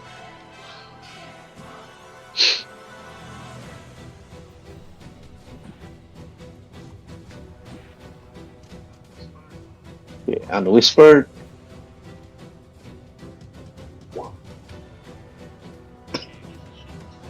Okay, here's a shield instead, and she starts screaming. I think the nearest to her is Tirson, but sadly Tirson is deaf, so you're unable to hear what she's trying to tell you, Tirson. So, your turn. Your turn, Attack the your turn. people in front of me. Okay. Okay, that's a hit. Okay, that's a hit. Roll that damage. Oh, yes. It's like Okay, just he's flips dead. the hair and he's like, "Bro!" As I advance. 1, 2, 3. 1, 2, and be right here. Just let me check. As a bonus action, you can move up to your speed. Well, how does this plays out? Up to your enemy that you can see, you must end this move. Also, Oh, okay. That's okay. Yeah. That's it. Okay, yeah. That's all I could do. Okay. Okay, Beetle attacks you the moment you come in. Try to bite your leg. What's your armor 15. class? 15. Is it 11? Okay. Nope, nothing. You saw the attack coming. You avoid it easily. Okay, then the next one actually comes. Okay. 2, 3, 4, 5, 6. Attacking Rinzai. And nope, Rinzai's armor class is high 19, so you're unable to hit. Okay, then the next Lizard Man. The Lizard Man attacks Thurston, the last one. Stabbing Thurston the spear. And okay, unless your AC is 19, so it should be a hit. Yeah, that is. Yeah, that's it. Okay. It stabs you, Thurston, for 4 HP damage. Okay. Okay, now round 3. Okay, Elgin, what do you do? I've got this guy right in front of me. Fireball to his face. What action would it be to draw a weapon? Yeah. That's a free action. You can just draw your weapon. You can and drop stab. a weapon. That's also a free action. No. Drawing a weapon is an action, okay. actually, not a free action. It's an action. I Taking thought out a he said- weapon is an action. I thought he said drawing a weapon. If it's drawing a weapon, then it should be a free action. But taking out your weapon from your scabbard or your backpack is an action. Drinking potions or taking out a weapon is an action.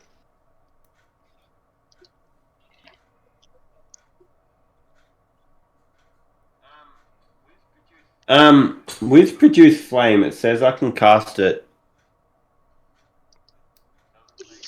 It doesn't say anything about. No, fuck it. If it uses an attack roll, it's going to be disadvantage. Yeah, you're in melee range. I would say you have like a quarterstaff or a dagger. You can use that. Yeah. Yeah, I've only got my staff, which is my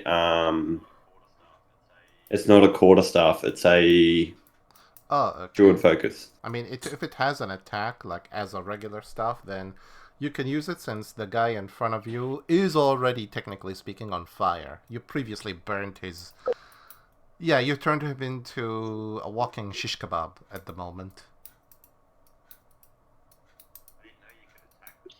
I didn't know you could attack with your focus though.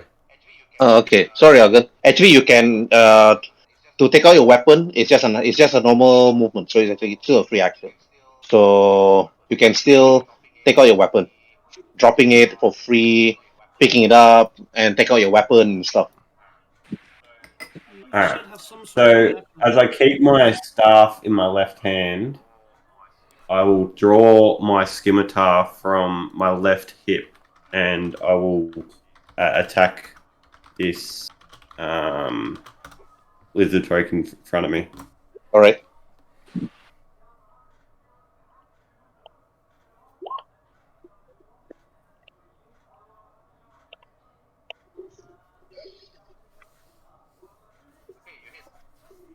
Okay, you hit.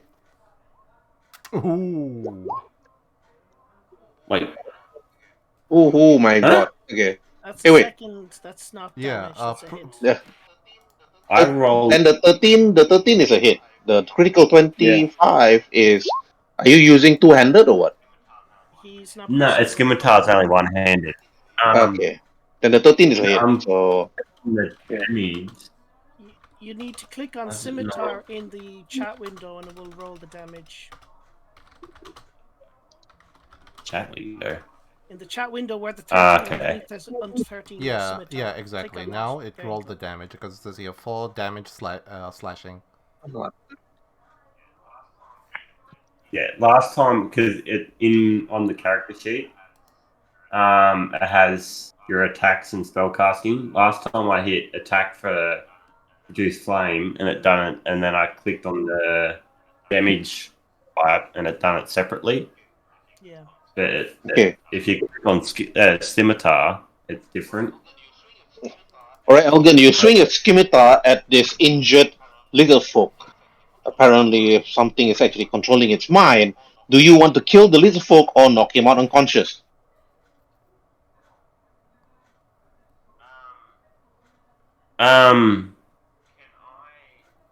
Can I gauge what this female shaman's attitude towards these other lizard folk are? Well, earlier on, she was actually screaming at the rest of you. So obviously, you guys didn't hear what she actually said because her language is different. But apparently, she didn't attack them. She's just going straight to the shaman. So it's up to you actually whether you want to kill them or not. But let me tell you, there will be repercussion. As I bring, with my right hand, bring it up, instead of swinging with the blade, I'll use the hilt. I think it's the handle, and kind of smack him in the temple. Mm-hmm. And go for a non-lethal. Okay, they knock the lizard folk unconscious. Okay, then easily done.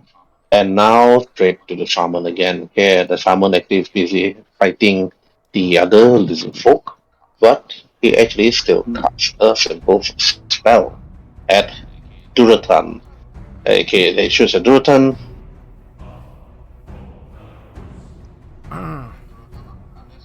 Alright, Duratan, unless your AC is 23. Definitely not a 23, but I'm raging, so damage is half. Spell, no. Oh, okay. You still get damage from spells. Alright, you receive 3 fire damage. Manageable. Alright. Then after that, Thurston, your turn. I'm gonna attack the lizard folk. The lizard in front of me, doing non-lethal damage. Okay, roll to hit.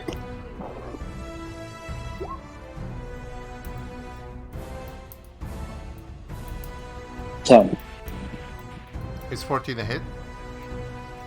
Yeah, that's a hit. That's a hit. yeah, it's a hit. Yeah. And 10 damage. 10 damage. Not to kill, it's just to knock out. Okay, you knock the lizard man out. And I'll end my turn. Okay, next is Varus. Okay, Varus, what do you do? Okay. I'm going to target. I'm going to move up a little bit. Move up 10, 15, 20. Move to here, and on the shaman, I will cast Mind Sliver. Oh, 1. That's the okay. worst time to roll a natural 1, man. Do you do magical fumbles? Oh, still fails intelligence. Still It's 1. not a... Okay, so, but the main thing is if anyone hits him with a spell that requires a saving throw, he has a minus D4. Right. Okay, Rinzai, your turn. Alright, wait, what's this stuff on the floor? What's this dead thing? Not dead. It's an unconscious lizard folk. Oh, okay. Well, yeah, keep him unconscious. We don't want to kill him. Maybe they'll come be useful later on. So I'm gonna squash this bug with my warhammer. So roll to hit. I'm rolling it. Just a moment. 2-handed.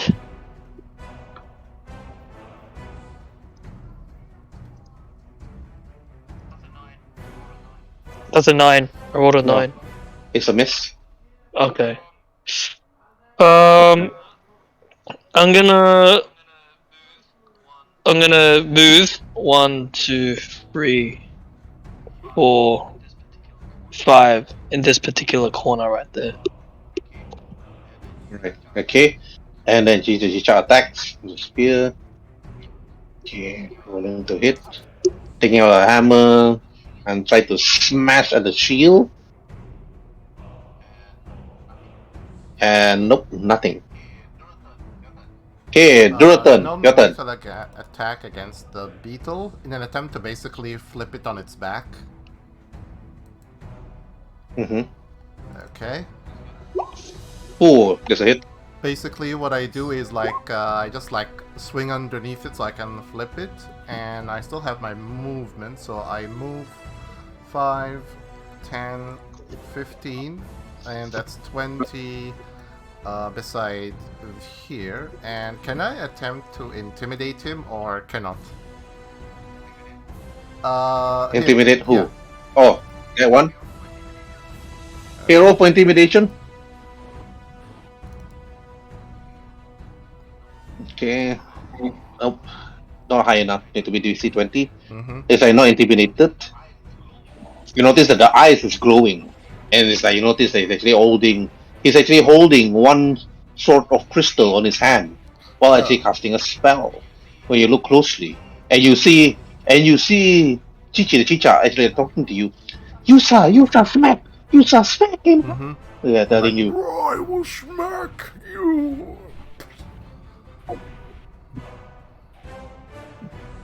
Okay. Then this beetle attacks Elden. And 18. Yes. And Elden, you got nibbled for 2 slashing damage. Yep. Okay, lastly is the giant beetle. Giant beetle straight to Varus. Oh dear. Okay, Varus, okay, it hits you on an 18. Yep. Okay, Varus, you notice that the mandible claws actually grab you in the chest and squeeze it hard, giving you 4 slashing damage. Ouch. And now is round 4. Are you still alive, mate? Yep. Yeah, we seem to have a love-hate relationship. Like, you piss me the heck off, but I save your life when it matters anyways. Okay, Varus, roll for strength saving throw. Yep. And Okay. I will use my You are grappled. I will use my favored by the gods. Mm-hmm. So I can roll a 2d4. Okay. So 5. 5 10. 5 plus 5 is 10. Okay. Its strength is 10, so I'll allow you to squeeze away and escape. Yay. Alright, Elgin, you notice that this huge beetle just grabbed Varus, but Varus just squeeze out and just escape from his mandible claws. What do you want to do? You have one smaller one next to you and a huge one right in front.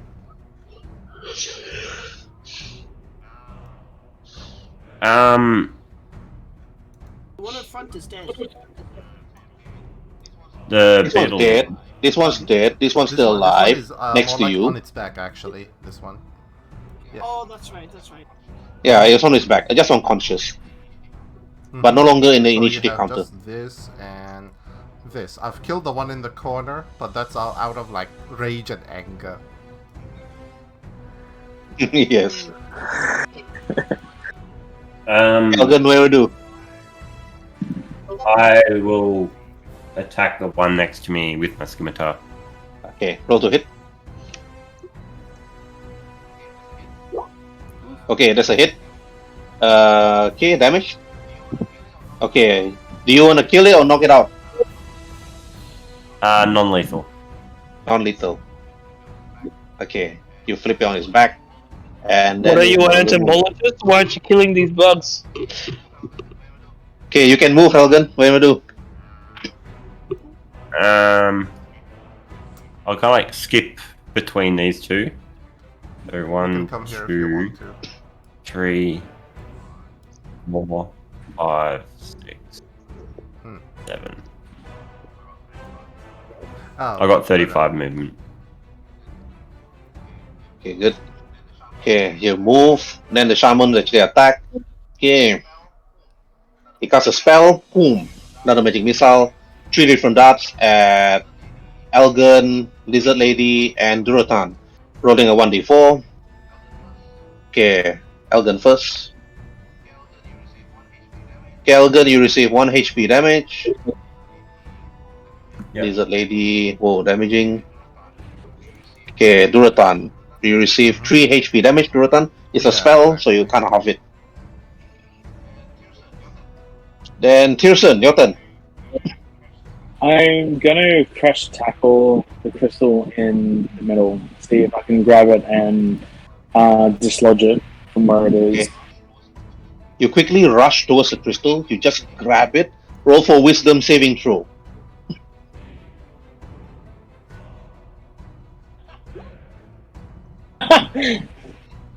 You quickly grab the crystal. You're like stunned there the moment. When you grab the crystal, you see visions in your head. You see a man with long flowing black hair, wearing some sort of aristocrat clothing. And you notice that his face is like pale and his teeth sharp. And he looks at you, Tirson, and he said, "What are you doing in my mind? Begone, knave!" Then he pushed you back, and you fell on the floor, prone. You're not too sure who you saw, Tirson, but he looks like a vampire to you. Hmm. And done. Okay, Chicha attacked, hitting with a hammer, and again nothing. Okay, Varus, your turn. You just push yourself away from being grappled. When you do, if you move away, attack opportunity. Potentially no. I'm gonna use minor illusion. Okay, good. And a 5-foot wall is going to appear between me and the beetle. Mm-hmm. And I'm going to crouch down a little bit. I'm not going prone. I'm going to crouch down a little bit so he cannot see me, so he can't get an attack of opportunity. And I'm going to move back 5, 10, 15, 20, 25, 30. And I'm going to say, hey, someone attack the fucking beetle, yo. You notice the beetle like poking at your illusional wall, like poking at it. You're gonna leave the wizard take all the damage. Alright. Hey, Rinze, what are you gonna do? I'm gonna run up behind it. Does that mean I get a surprise attack on it? No, you don't. Okay. No. 1, 2, 3, 4, 5. I'm gonna hit it with my warhammer, point blank. I hope to hit it. And I just figured out that I do have action surge, so I will use that as well after. That's level 2. Level 2 really? is level 2. You don't get it at level 1. You get it level 2. Which will probably be after this game. You'll probably be level 2. Okay. Okay, rolling to hit and There 20. Roll damage. Nice. 9. Okay, 9. Okay, do you want to kill it or just knock it at its back? I want to kill it. Alright. You smash it in the head, blood like gushing out. Oh, not even red blood, but this is just like beetle goods, like splatter all over your face. And after that, then when you kill it, and after it's dead. I still have 10 more feet of movement. So I'm going to go here, and I'm going to walk here. It's like, hey guys, let's finish off this party. Okay, Duratan, your turn. Straight away. Okay, smash. Hits. Okay, you destroy the shield instead. Now he's unshielded. The shield was taking much of the brunt of the damage. Okay, round 5. Okay, Elgin, what do you do? The creature's magical shield was already destroyed. You've never seen such skill before. It's able to absorb damage. What do you do? How? So, is there a way for me to determine how much damage the shaman lady's taken? She's seriously injured. Alright, action, I will shoot flame at the dude. Okay. Roll for produce flame. 12. Okay, you miss. Miss. Bonus action. Will healing word the shaman. Okay. You're healing word the young shaman. This is the master. This is the young shaman. She's fighting the master. All right. Why the So hell is she yeah, the fighting the young master? What shaman. the frick? Okay. Yeah. You cast healing word, you heal her back, and then to full health. After that, the lizard folk, you notice the lizard folk also cast a produce flame, and then shoots at you, Algan. And then produce flame is nope, you evaded it and you jump to the side. Okay. And then Tirson, your turn. The shield's destroyed. But do you try to take the crystal again? Yeah, I'm going to take the crystal again. Max heal. Okay. Alright, this is okay. Okay, Tirson, roll for wisdom saving throw. That's sort of Okay. better. Alright. You grab the crystal, you grab it, but you resist the wisdom, you resist the dark temptation of the crystal itself. The moment you did that, you notice that the shaman on the staircase suddenly look puzzled and look around and start speaking. Only Tirson, you don't hear this. Only you don't hear it at all because you're still deaf. But everybody else around heard the shaman actually saying, "Oh, what's going on, Gigi? He is still in my head, Gigi. It's still in my head." And then you see Chichi took the opportunity and tried to smack the master with light hammer with advantage and hits. Okay, all right. Okay, Varus and the others. You notice that this somehow the shaman suddenly start to have a different type of personality, as if he just got out from a trance, as if he's being controlled by someone or something. So Varus, what do you do? I'm not too sure what's going on, but I'm just going to try to finish this immediately. I'm going to cast a spell Sleep on the shaman. Mm-hmm. This can either be really good or really shitty.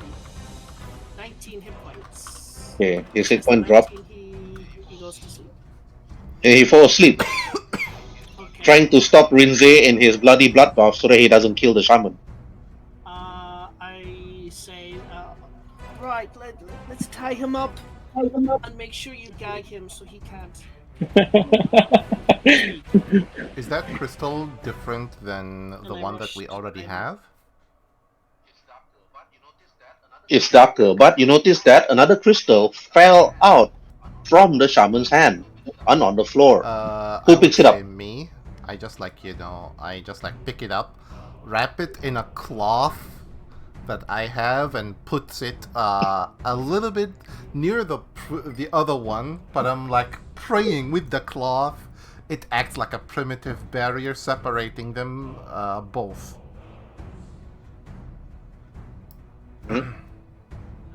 Okay. The moment you grab that, but what you all notice is everybody roll for insight except for Tirson.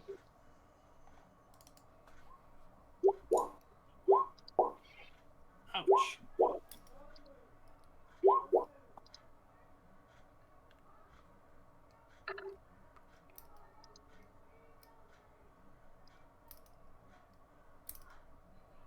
Okay. Okay. Insight 18, Varus 9, Elgin 23, Rinze 14. Okay. 23 and 18 pass. Kid, Varus also, wait. Varus 9, okay, sorry. I thought I saw the 19. Varus never noticed it. Rinze didn't notice it. But Elgin, you see that Tirson is holding the crystal tight in his hand as if he's clutching it like a baby, like protecting it. You notice that his eyes started to glow and he's not moving, but you realize that he's actually holding his two-handed sword tightly.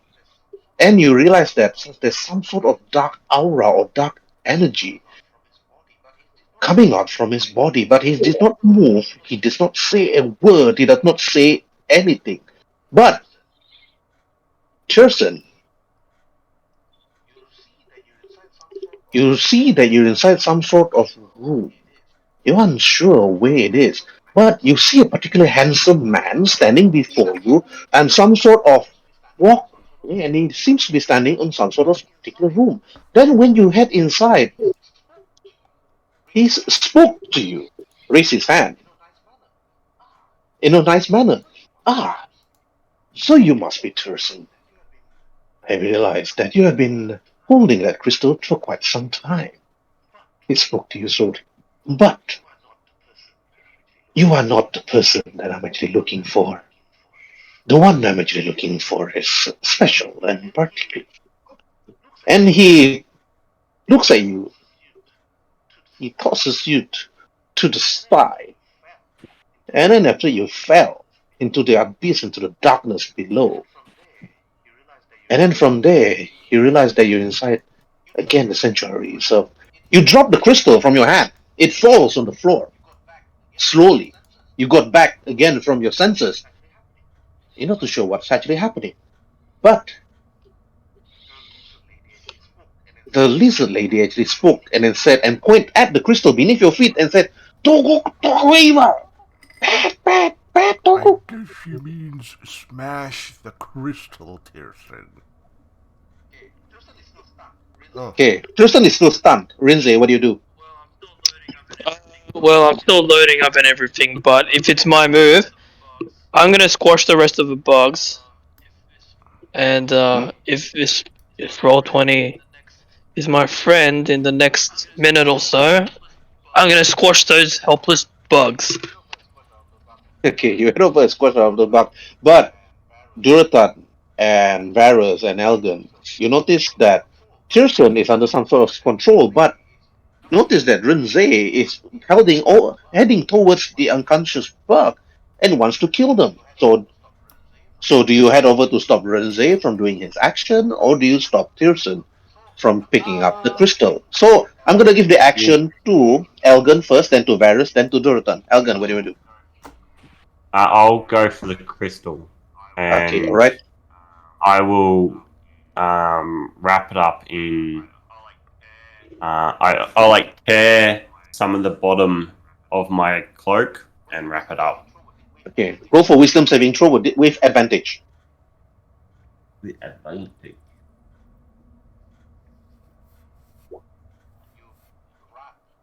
You wrap the dark crystal with your cloth.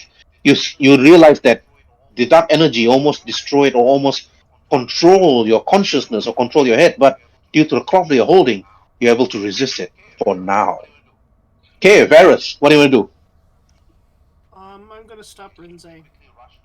Okay, you quickly rush towards Rinze before Rinze can actually squash one of the bugs nearest to him. Rinze, you're being stopped by Varus. Okay, Why are you trying to Varus, stop what do you me? say? Do you really want to put down something helpless for no reason? The fight is over. Buddy, I came here to squash this. But wait, who's stopping me Varus. exactly? Varus, the sorcerer, the human sorcerer. Okay, well, can I ignore him and squash the bug anyway? Do you Well, not have the wit to understand when something is finished? I came here with a mission, mates. I'm gonna squash this bug. So your entire before goal that, in life is to squash a bug. No, just this one particular bug. The other one I'll let live. okay, Duratan also head towards straight to you, Renze. I Okay, just put Duratan, my how do you hand on RP? his shoulder and say to him, take pride in today's victory. Besides, killing a hopeless opponent will bring you nothing but dishonor. Ask me personally, we do not fight our prey while it's weak and dying. We fight them strong, head-on, and fully healed. These hopeless bugs are nothing more. Besides, you've already killed the big one. I would say that's a greater feat no one has ever pulled yet. I would say enjoy killing the big one. Smaller ones, they're wee little lads. They'll grow, give them, I don't know, 3-4 years, then come back and kill them.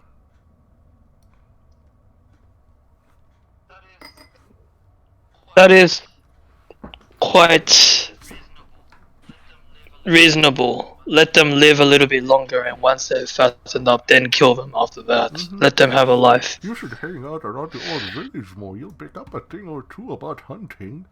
We let the small boars and monsters live, so when they grow big and fat, we come back and hunt them. Same tradition every year. Never fails. Anyway, I got the crystal from him. We should talk to the lizard lady and find out what's next. Well, or two things. Can I hold a crystal for once? Because like you guys have been holding the crystals, and I actually want to see what a crystal feels like in my hands. And second of all, yeah, I'm coming to the realizations like, yeah, alright, I'll let them live. Whilst I have done the backswing with my warhammer before I was stopped, so I'm like holding it down and ready to smash it on the ground, on like down. I'm on the downswing, but then I hear all of these words and I'm like, just really tense, really tense, ready to bring it down. I'm like, You see me just taking out the crystal, Fine. the one I wrapped up in my, I would say, towel? Yeah, because every backpack has a primitive towel, and I just like unwrap it from the towel and simply lets you hold it without the towel. okay. While you're all busy talking, you see that the female lizard folk actually lift up the master and then slowly brings her back. And then she said, Misa, we are ups. She said, she drags him out I'm away. guessing we should follow, but I see like the staircase behind him. I would say we're gonna be insulting the shaman and the lizard folk if we do not follow. So let's just follow them and see, what reward that they might offer for the return of their shaman and his apprentice warriors.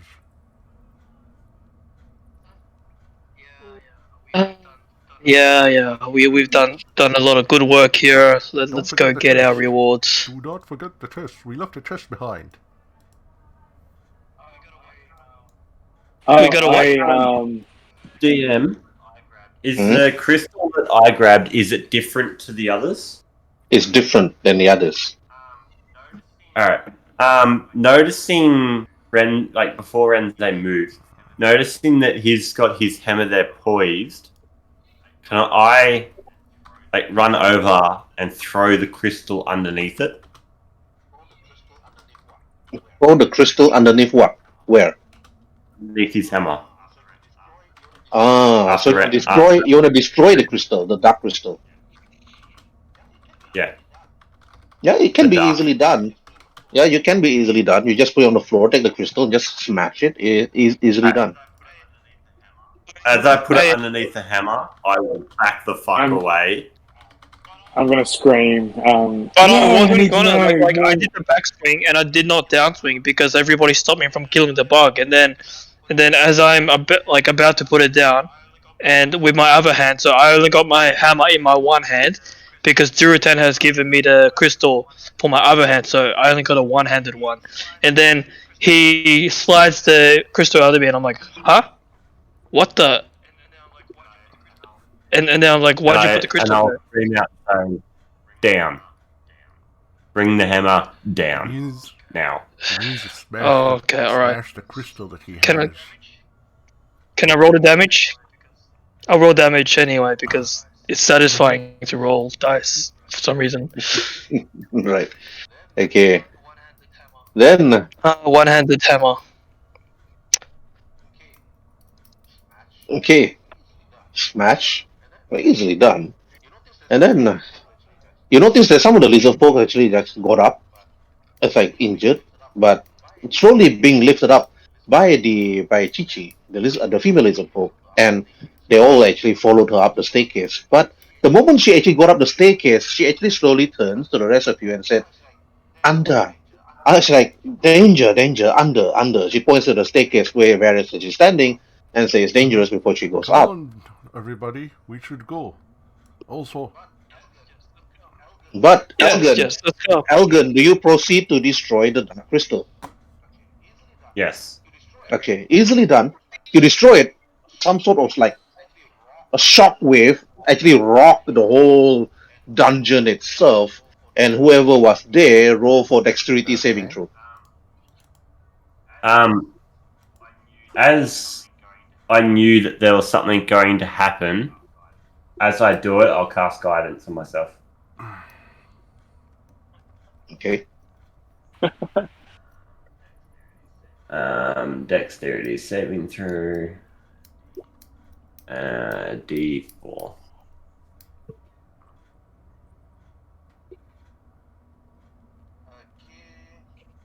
Okay. Those that actually got up the stairs first. Actually, you probably all did this while you were still in the room. Okay.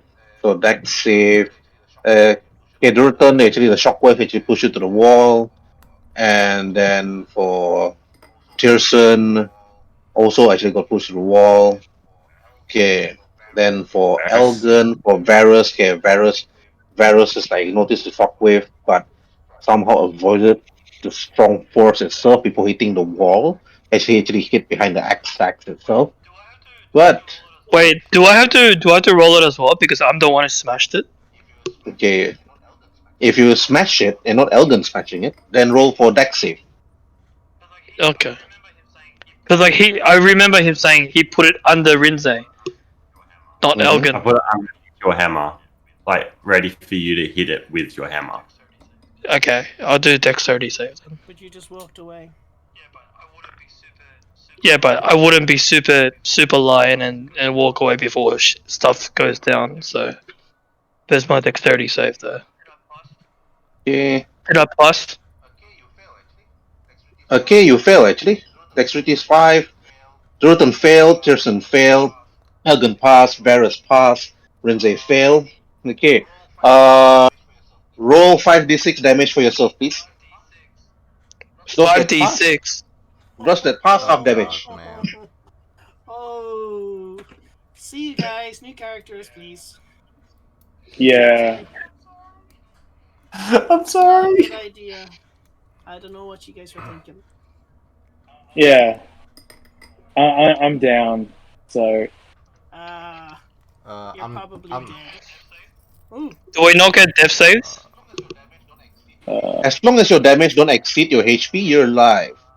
I'm basically on 0 at the see. moment, so I'll just put it to 0 and I'll just yeah, I'll just wait. Oh. Yeah, I think you're all dead. Yeah. Are they dead? Dead. Okay. 19. Is 19 beyond the HP? I guess so. Yeah. So, Alright. Okay. So, Duraton, have you rolled for your damage? I thought like one guy has to roll for all. How much? Oh, 5d8. No. 5d6. What was the die? 5d8. Oh, 5d6, man. Not somebody 5d8. rolled 5d8. I was like, what? Okay. Okay, I'm good. Oh, what? Oh yeah, 19. Yeah, that's a bit. Yeah, you don't roll 5d8. Who's rolling 5d8? Who's rolling 5d8?